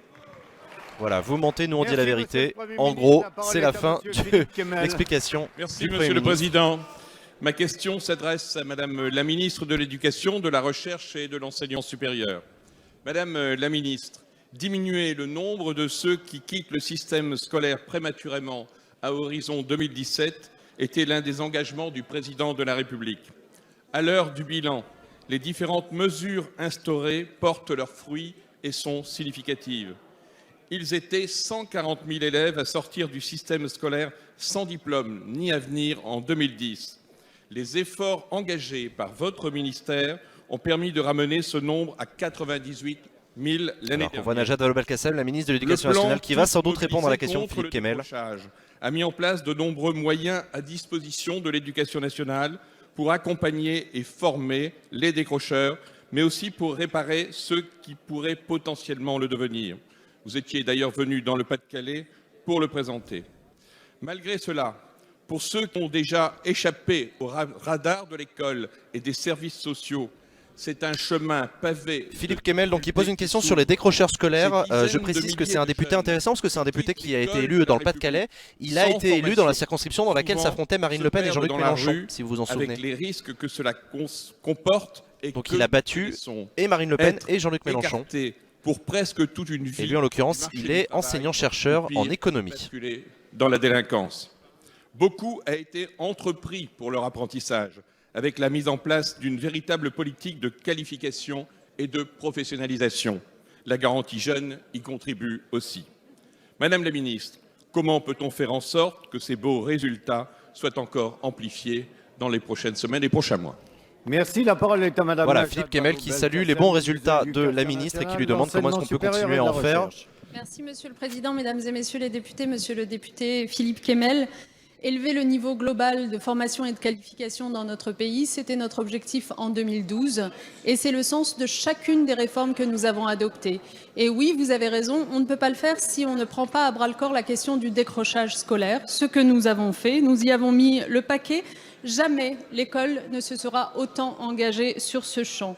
formation des enseignants à détecter les signes avant-coureurs du décrochage et à y remédier, présence de référents décrocheurs dans chaque établissement, possibilité donnée aux élèves en voie de décrochage de plus de 15 ans de prendre une respiration et de faire un stage en entreprise pendant quelques semaines, quelques mois, le temps de retrouver la motivation, tout en restant sous statut scolaire et en ayant un parcours adapté.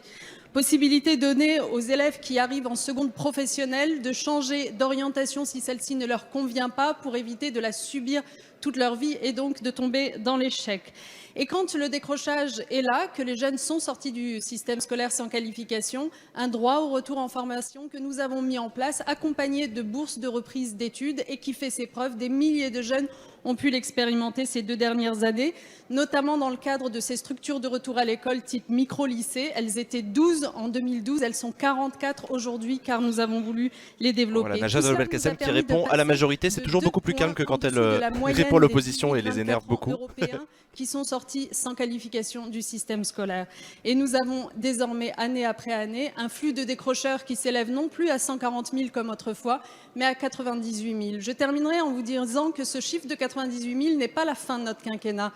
C'est à la rentrée 2017 qui vient que vous constaterez qu'on sera plus proche des 80 000 sortants sans qualification annuellement du système scolaire pour une raison simple, c'est que désormais, ceux qui passent le bac ou le CAP et qui ne l'ont pas ont un droit à recommencer dans leur lycée d'origine et ça, c'est une vraie nouveauté contre le décrochage. Je crois qu'il y a de quoi être fier. Merci madame. Voilà. La ministre qui se félicite de son bilan dans la lutte contre le décrochage scolaire. Monsieur le Président, ma question s'adresse au Premier ministre ou au ministre de l'Intérieur. Monsieur le Premier ministre, l'ensemble des forces de l'ordre assurent quotidiennement la sécurité de nos concitoyens dans un contexte de menaces terroristes extrêmement élevées, comme on l'a hélas encore vu la semaine dernière au Louvre. Nous débattons actuellement d'un projet de loi relatif à la sécurité publique qui a pour but de donner les mêmes droits à la police nationale, à la gendarmerie et à l'armée pour faire usage de leurs armes, notamment en cas d'attentat ou de risque d'attentat. C'est une très bonne idée et c'est le président d'un parti de l'opposition qui vous le dit. Mais en réalité, ce texte que vous nous proposez ne concerne pas toutes les forces de sécurité intérieure. Vous oubliez une fois de plus les agents de police municipale auxquels vous refusez les mêmes moyens juridiques et matériels. Les 21 000 policiers municipaux, vous le savez, Monsieur le Premier ministre, par les fonctions que vous avez exercées, sont pourtant indispensables. Tout autant mobilisés. Jean-Christophe Lagarde qui fait référence au fait que Bernard Cazeneuve, avant d'être Premier ministre, était ministre de l'Intérieur. C'est si vrai que vos préfets viennent d'écrire aux maires de France en leur demandant de mobiliser davantage les polices municipales dans les zones à risque d'attentat. C'était la semaine dernière. Mais alors pourquoi, lorsqu'il y a atteinte à la vie et en cas d'absolue nécessité, un policier municipal autorisé et formé pour porter une arme n'aura pas le droit de s'en servir alors qu'un policier national, un gendarme et un militaire le pourra?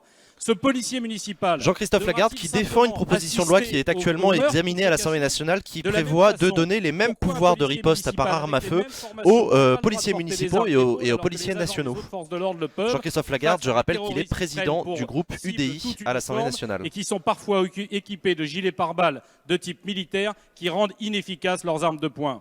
Votre ministre de l'Intérieur affirme que les missions, les structures et les doctrines de la police... C'est intéressant parce qu'il défend cette proposition à un moment où la police, vous savez, est sous le feu des critiques suite à l'affaire Théo à Aulnay-sous-Bois et que aussi on a eu des policiers, notamment des militaires de l'opération Sentinelle qui ont été agressés par un déséquilibré / terroriste au carrousel du Louvre à Paris. La parole est à monsieur le Premier ministre Bernard Cazeneuve. Le contexte est particulier et c'est Bernard Cazeneuve, le Premier ministre, qui va répondre en personne à Jean-Christophe Lagarde puisque c'est la tradition républicaine, quand c'est un président de groupe qui pose une question, c'est toujours le Premier ministre qui lui répond. Solidarité et mes vœux de prompt rétablissement. Non, autant pour moi, il est président de l'UDI, le président du groupe, c'est François Vigier. C'est Vigier, oui. Oui, d'accord, autant pour moi, d'accord. Il n'est pas président du groupe, il est président du parti. Des événements qui se sont produits au cours des derniers jours dans votre département.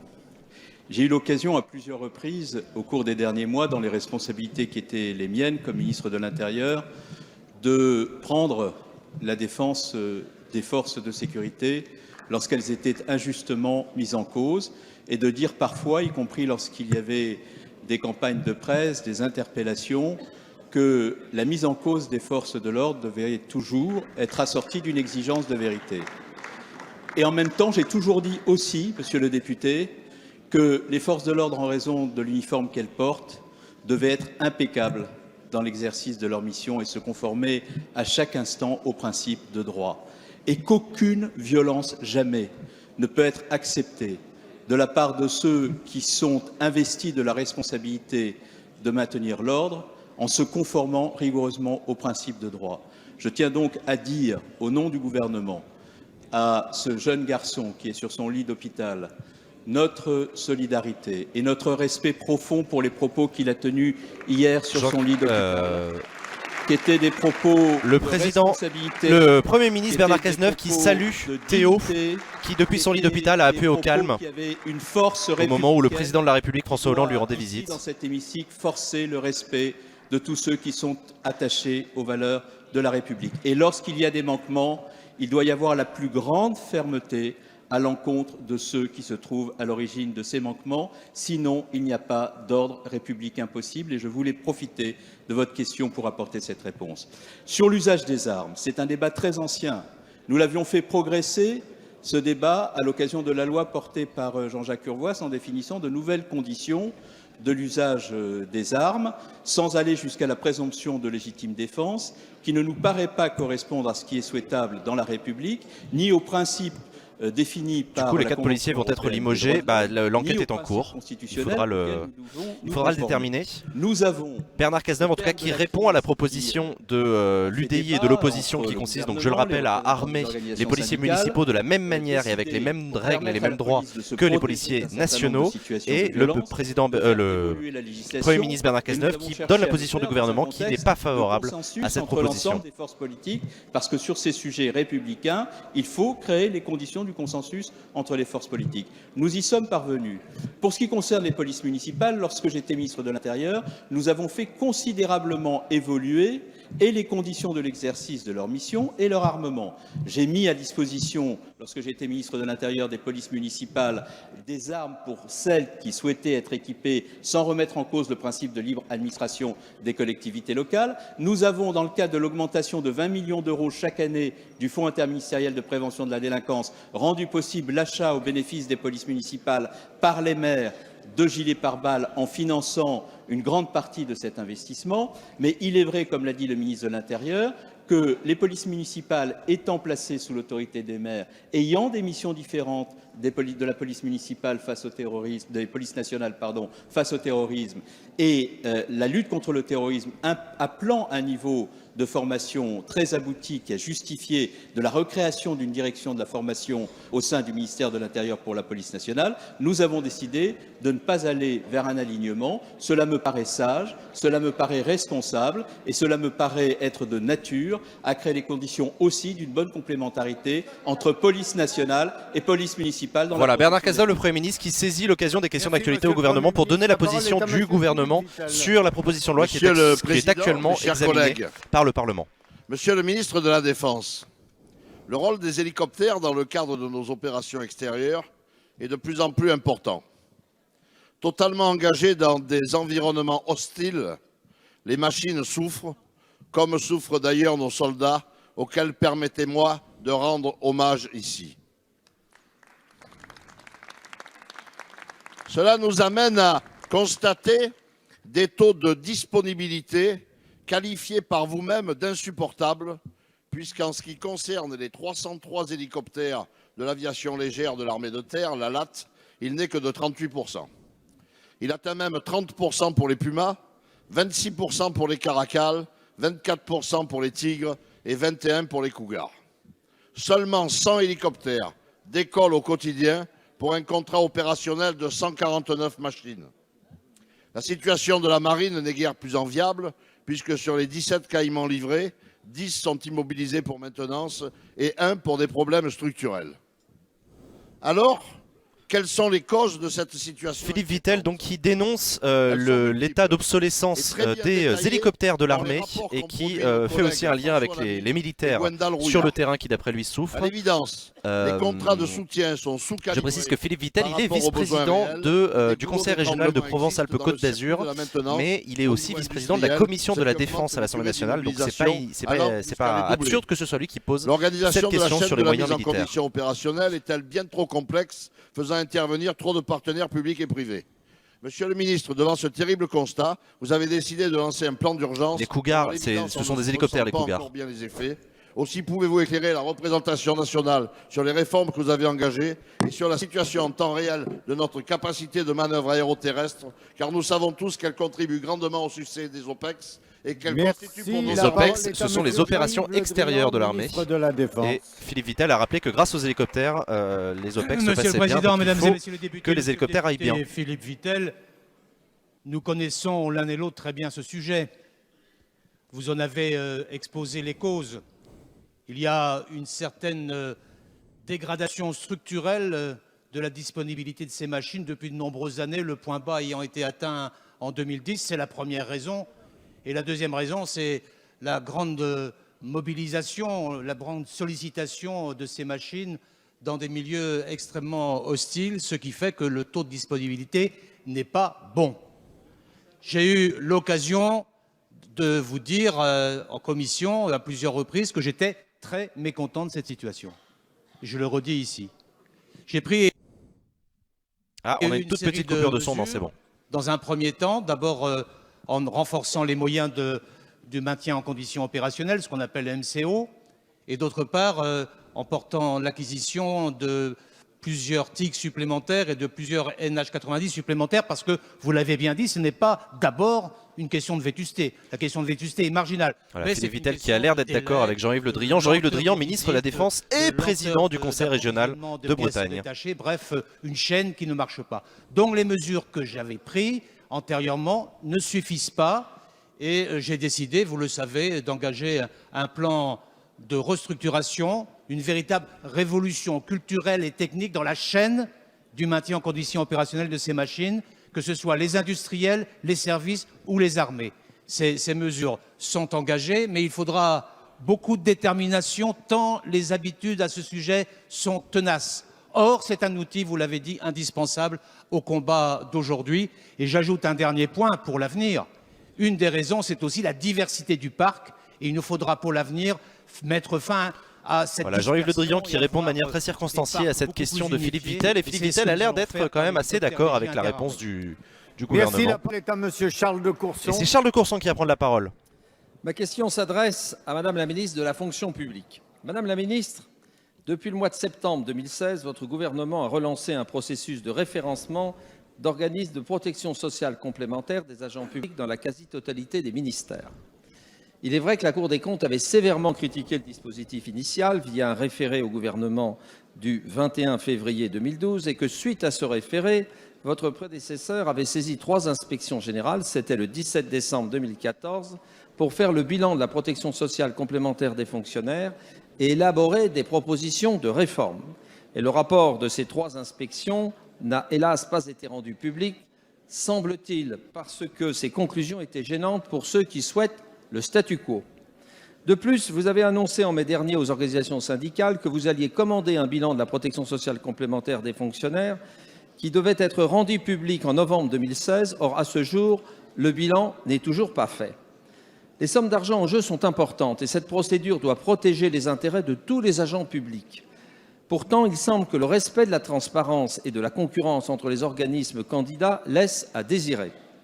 En effet, lors des 2 premiers référencements qui viennent d'avoir lieu et qui concernent le ministère de l'Agriculture et le ministère des Affaires étrangères, aucune audition des candidats n'a été réalisée, contrairement à toutes les règles des marchés publics. Alors, Madame la ministre... Charles de Courson, donc, qui pose une question sur la transparence de l'octroi des marchés publics. C'est intéressant parce que c'est une question qui a été soulevée tout à l'heure dans le chat. Charles de Courson, c'est un député célèbre, s'il en est, à l'Assemblée nationale, puisqu'il est le député le plus engagé sur les questions de budget. Il dépose chaque année énormément d'amendements au projet de loi de finances.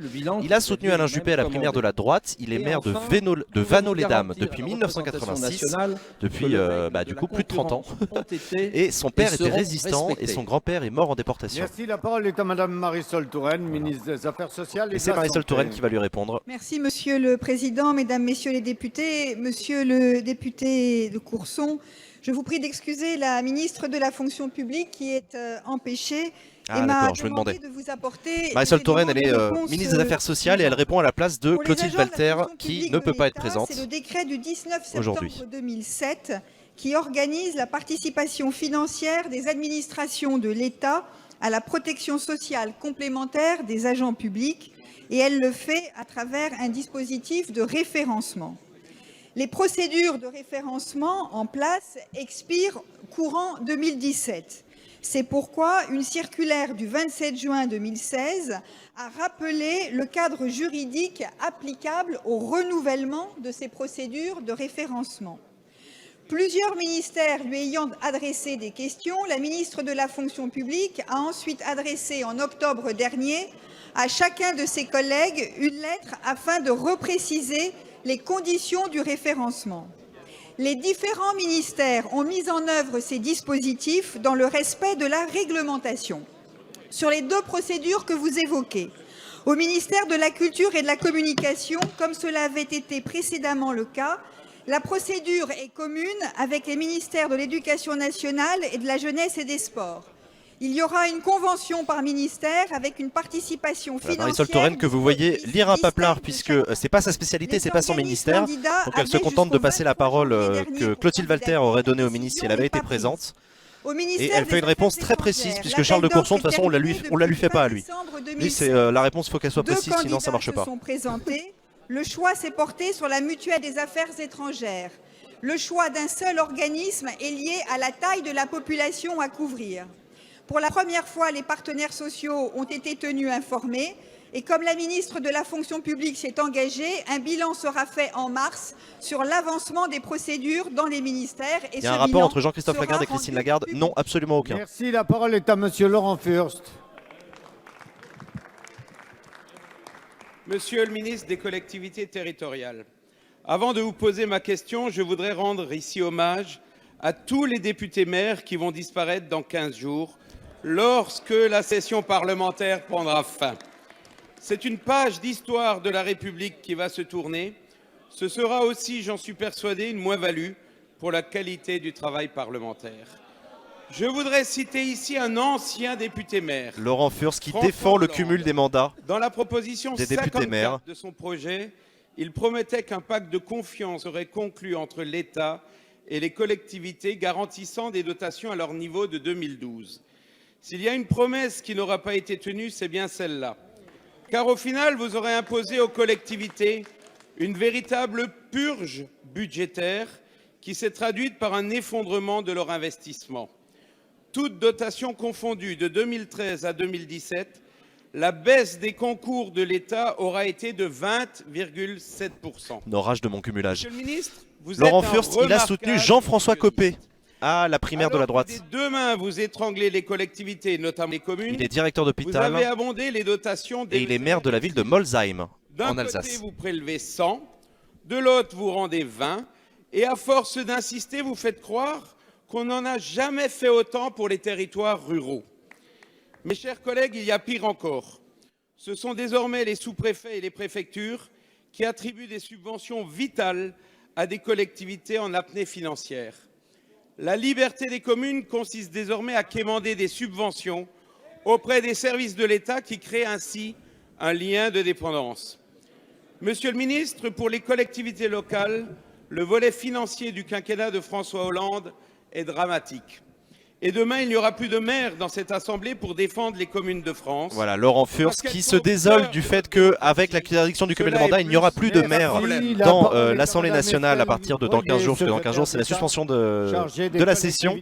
Et il se désole puisqu'il considère que le gouvernement a coupé dans les dépenses, enfin non, dans les dotations aux communes. Elle ne manque pas d'un certain culot, parce que, comme vous le savez, le candidat aux élections présidentielles que vous soutenez propose un plan d'austérité de 100 milliards d'euros. Je parle là à un spécialiste. 100 milliards d'euros, ça revient à supprimer l'allocation de la dotation globale de fonctionnement forfaitaire pour toutes les communes.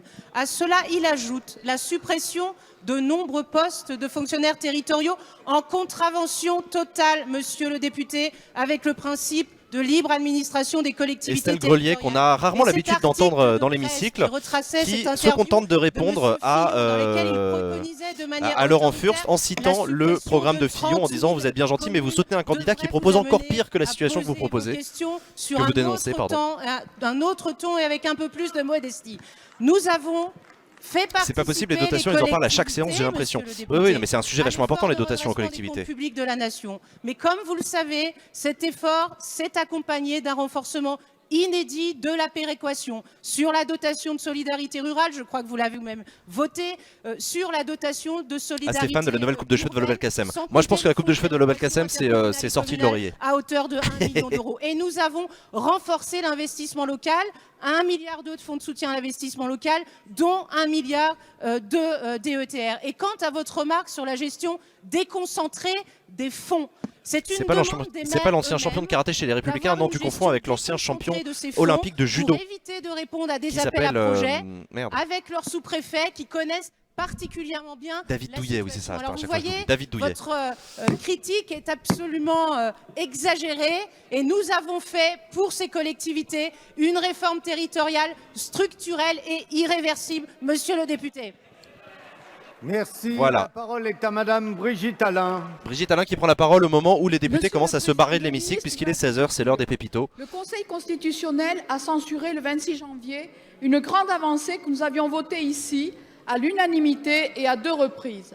Issue d'une proposition de loi des écologistes, il s'agit de l'article 192 de la loi Égalité-Citoyenneté qui introduit 20% de produits biologiques, 40% de produits durables en restauration collective publique. Il a considéré que l'article ne correspondait pas à l'esprit de la loi. Pourtant, quoi de plus citoyen que l'égal accès de tous à une nourriture saine et de qualité? Nous en sommes là suite à la saisine de parlementaires rétrogrades de Plutôt avec droite les bougies pour qui l'anniversaire. refusent de voir les défis alimentaires et agricoles de ce siècle. Brigitte Allain, c'est une députée écologiste Cependant, qui n'est ni dans le groupe PS ni dans le groupe GDR, donc qui est non inscrite comme on dit. Les députés non inscrits sont des députés qui ne sont pas dans un groupe. Un levier de développement local. L'agriculture biologique connaît un essor sans précédent. Comme en Bergeracois, de nombreuses collectivités mettent en place leur projet alimentaire territorial. Nos concitoyens ont compris tout l'intérêt de la reprise en main de notre politique alimentaire et de la transition écologique que nous portons. Aussi, je reste fière du travail accompli pour porter Voilà, Brigitte Allain qui soutient Yannick Jadot. C'est elle qui avait déposé l'amendement qui a été retoqué par le Conseil constitutionnel. Donc dans la loi, elle a proposé comme elle l'a dit, 20% d'agriculture bio dans les cantines collectives publiques, donc dans les cantoches des administrations. Et son amendement a été retoqué par le Conseil constitutionnel qui l'a jugé anticonstitutionnel, visiblement, puisque ça sortait du cadre de la loi en gros. Et elle s'en désole et donc elle pose une question au gouvernement pour savoir qu'est-ce qu'on va faire. Il y en a beaucoup des non-inscrits, ouais, il y en a une trentaine je crois. Merci madame. La parole est à monsieur Stéphane Le Foll, ministre de l'Agriculture, de l'Agroalimentaire et de la Forêt. Ouh, pardon, je suis fatigué. C'est Stéphane Le Foll qui va répondre sur le bio dans les Madame la cantoches. députée, vous avez évoqué le fait qu'a été remis en cause un projet que vous avez porté d'ailleurs et qui avait été voté d'ailleurs à l'unanimité ici à l'Assemblée nationale et à une large majorité au Sénat.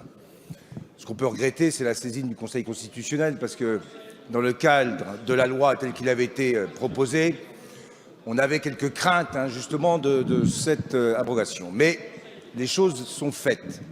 Ce sur quoi on doit pouvoir maintenant se mettre d'accord, c'est sur la dynamique qui a été créée au travers de la loi d'avenir et là aussi d'un amendement que vous aviez déposé sur ce qu'on appelle les plans alimentaires territoriaux qui font que chacun dans les territoires prend en charge maintenant et la production locale et l'approvisionnement local et la consommation locale, que ce soit dans les collectivités locales, que ce soit dans un certain nombre de restaurations collectives.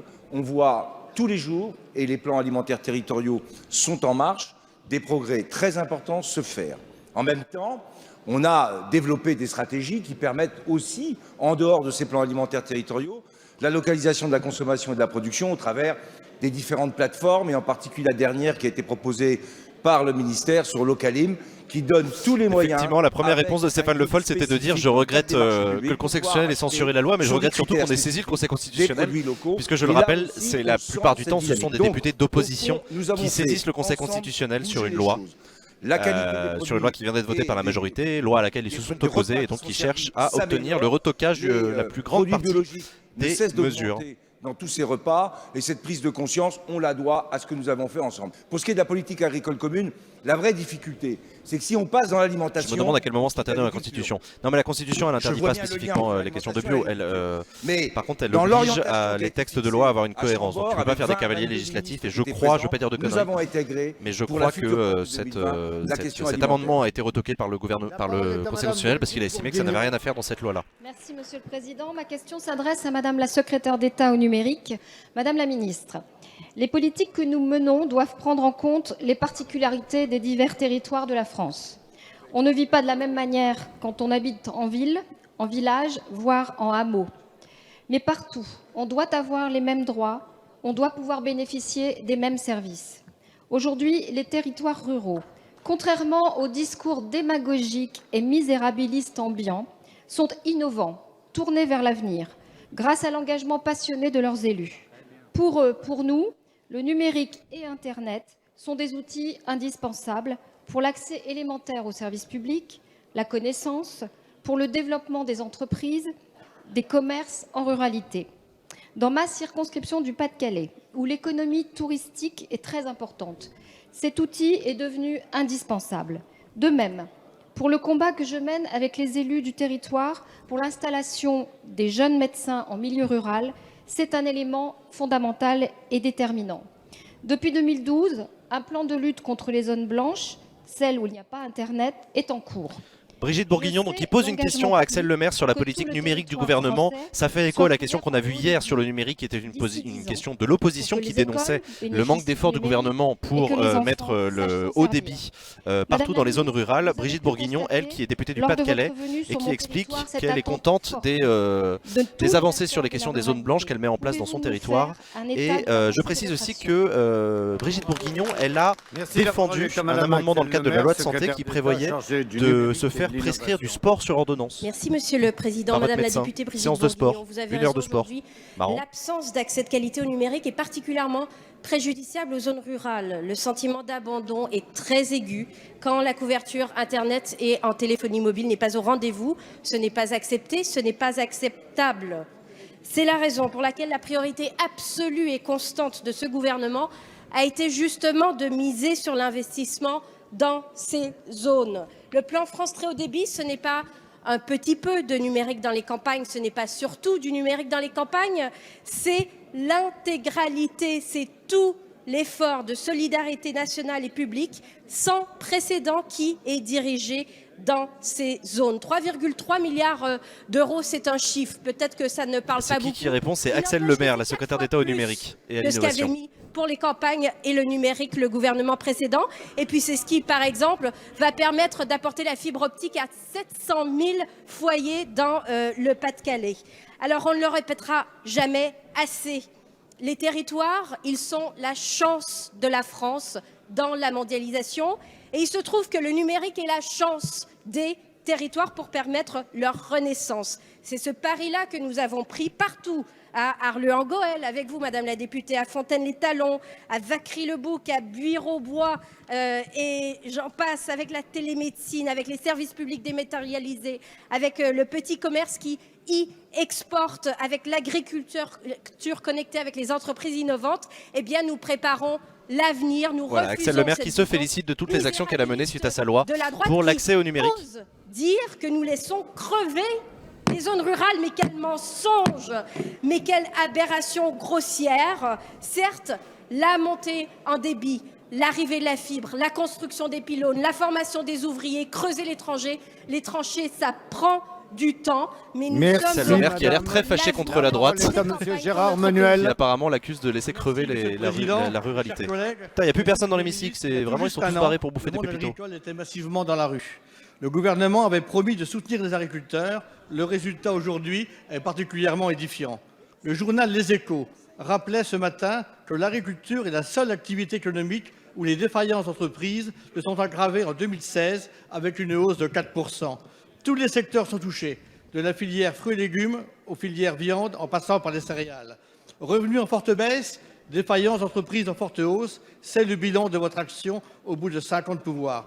Bien sûr, la météo du printemps 2016 n'a pas été favorable, mais elle n'explique pas que le lait soit payé 320 € la tonne en moyenne en France, c'est-à-dire 20% de moins qu'aux Pays-Bas.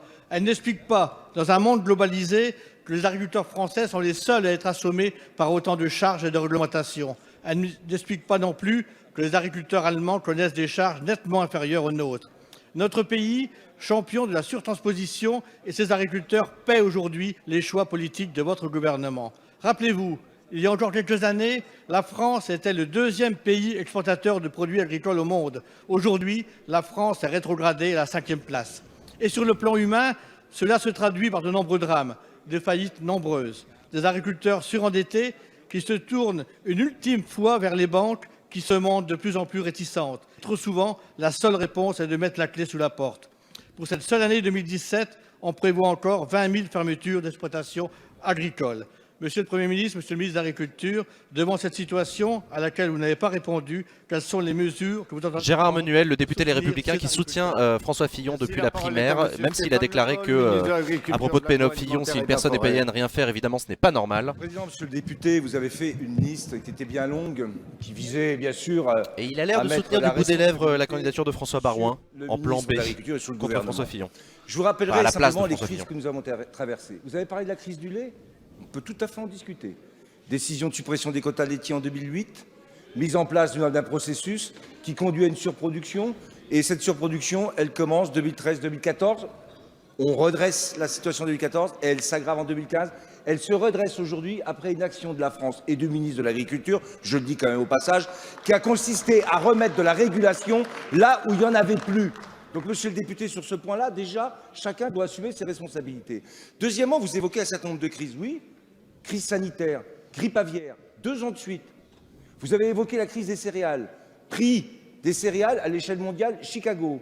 Inondations l'an dernier, qui mettent en cause 30% de la production. Voilà, Stéphane Le Foll qui explique toutes les difficultés que Mais l'agriculture française a traversées. Il a parlé de la crise du lait, il a parlé des grippes, des différentes crises sanitaires, des fluctuations du prix du blé partout dans le monde. Handicapés. Nous avons, oui, des difficultés. Crise porcine en Bretagne qui, aujourd'hui, nous sortons de cette crise avec des prix qui se sont redressés.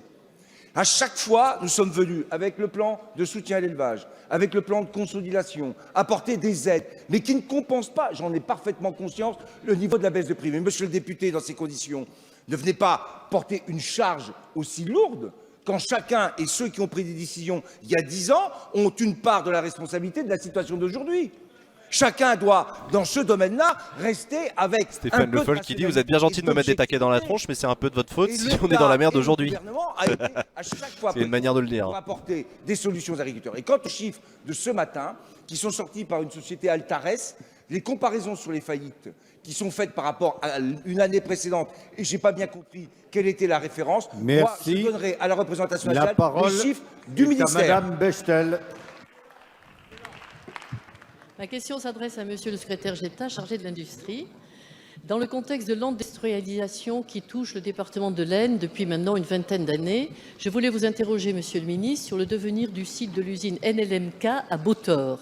Cette usine de coating automobile, propriété d'un groupe russe, a supprimé l'an dernier son activité en raison réinvoquée du rétrécissement du marché européen de l'automobile. Je note qu'elle n'avait d'ailleurs pas investi dans les techniques de laminage quelques années auparavant. Aujourd'hui, nous sommes donc dans la phase où il reste 15 mois pour la reprise, en parallèle d'un PSE qui n'est d'ailleurs que d'un niveau moyennement satisfaisant pour les salariés. En parallèle aussi de la convention de revitalisation qui a permis certes à ce jour l'installation de 2 entreprises significatives du sud de l'Aisne, ce n'est pas rien, mais qui pour le restant ne porte que sur un éparpillement de petits projets comme il arrive souvent dans les conventions de revitalisation, petits projets qui ont créé à ce jour très peu d'emplois. Je viens donc vous demander de me... Marie-Françoise Bechtel, la députée de l'Aisne, qui attire l'attention du gouvernement et du ministre de l'Industrie sur un site industriel particulier de son département, l'Aisne. C'est une personne intéressante, Marie-Françoise Bechtel, puisqu'elle a été directrice de l'ENA, vous savez, l'École nationale d'administration, tant décriée. Elle a été directrice de cette école de 2000 à 2002, et ensuite elle a rejoint Jean-Pierre Chevènement. Elle a été sa directrice de campagne en 2012, figurez-vous. Elle a fini par se rallier à Hollande comme Jean-Pierre Chevènement. Et elle a soutenu Arnaud Montebourg dans le cadre de la primaire. Et là où c'est intéressant, c'est qu'elle a refusé de voter Hamon au second tour. Elle n'aime pas Hamon. Elle n'aime pas le programme d'Hamon. Elle a déclaré à propos du programme d'Hamon que c'était de vieilles recettes du pansement social sur fond d'appel démagogique aux écologistes sans aucune vision d'avenir pour notre pays. Madame la députée Marie-Françoise Bechtel. Voilà. Je voudrais d'abord vous remercier de m'interpeller régulièrement sur les questions industrielles dans le département de l'Aisne, parce que je sais que c'est un souci de préoccupation pour vous, et notamment, bien sûr, suite à la fermeture du site de NNMK, qui a représenté un enjeu industriel important avec des conséquences lourdes. Vous savez que ce groupe... Donc elle est MRC? Non, elle n'est pas MRC, elle est plus MRC maintenant, elle est socialiste. Assujettie à l'obligation de recherche de repreneurs, et que nous avons avec eux des échanges réguliers pour vérifier, bien évidemment, l'activité qui est faite en ce sens. Vous avez évoqué, Madame la députée, fort judicieusement, la convention de revitalisation qui a été établie en septembre 2016, qui a en effet permis des implantations d'entreprises, certes en nombre insuffisant en termes d'emplois, pour compenser les emplois qui ont été perdus. Pour autant, nous avons la chance d'avoir un site dont vous avez donné les qualités et dont je voudrais dire également qu'il bénéficie d'un zonage AFR, aide à finalité régionale, qui permet d'être favorable à des investissements et constitue donc une source d'attractivité importante que je veux bien évidemment mentionner. Donc pour vous dire, Madame la députée, non seulement il y a une vraie volonté que de poursuivre ce plan de revitalisation, une vraie mobilisation régulière de mes services avec bien sûr les services de l'État en région et en département, avec les acteurs locaux, dont vous, Madame la députée, qui êtes très active sur ce dossier, pour que nous puissions permettre de trouver des repreneurs et ou en tout cas des entreprises qui s'installent sur ce site. Les services de mon ministère continuent donc de suivre de près tous les dossiers qui nous sont proposés. Un point sur la recherche de repreneurs en cours devra être effectué. Est-ce qu'on a le droit de s'allonger sur les banquettes quand il n'y a personne? Nous puissions avoir conscience que les délais courent et qu'il y a des engagements pris qui doivent être respectés. Voilà les éléments que je voulais... Voilà, Christophe Sury qui répond concrètement à cette histoire de fermeture d'usine dans l'Aisne. Voilà, c'est la fin de la séance de questions d'actualité au gouvernement. J'espère qu'elle vous a plu. Elle a duré un petit peu plus longtemps, notamment parce que le Premier ministre a pris la parole à plusieurs reprises et que, comme vous le savez, le Premier ministre n'a pas de temps de parole imposé de 2 minutes, donc il peut parler aussi longtemps qu'il veut. Donc ça retarde la fin de la séance, peu importe. L'important, c'est qu'on ait été ensemble et qu'on l'ait regardé. C'était une séance assez dense, assez technique. Voilà, il y a un député qui l'a rappelé. On est à 15 jours seulement de la fin de la session parlementaire. Donc il y aura QAG la semaine prochaine, il y aura QAG la semaine d'après, mais ensuite c'est terminé. Il n'y aura plus QAG avant les élections législatives de juin prochain. Donc probablement les prochaines QAG, ce sera soit en juillet, soit en septembre 2017. Donc voilà, pas vu Lulu, il est malade. Bah, peut-être que Lulu il est malade, hein, j'en sais rien. Envoyez-lui des courriers, faites-lui des bisous. Voilà. Merci à toutes et à toutes d'avoir suivi cette émission. J'espère qu'elle vous a plu. Je voulais juste vous annoncer avec grand plaisir que aujourd'hui Acropolis est rentré dans le top 10 des talk shows mondiaux sur Twitch. Donc c'est une super nouvelle. Merci à tous d'être là. Merci de soutenir la chaîne.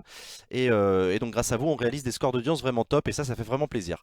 Merci vraiment à toutes et à toutes. Pensez à suivre Acropolis sur les réseaux sociaux, Facebook, Twitter, YouTube, Twitch, Snapchat, Instagram. Pensez à venir discuter avec nous sur le Discord d'Acropolis. C'est l'occasion de venir chatcher.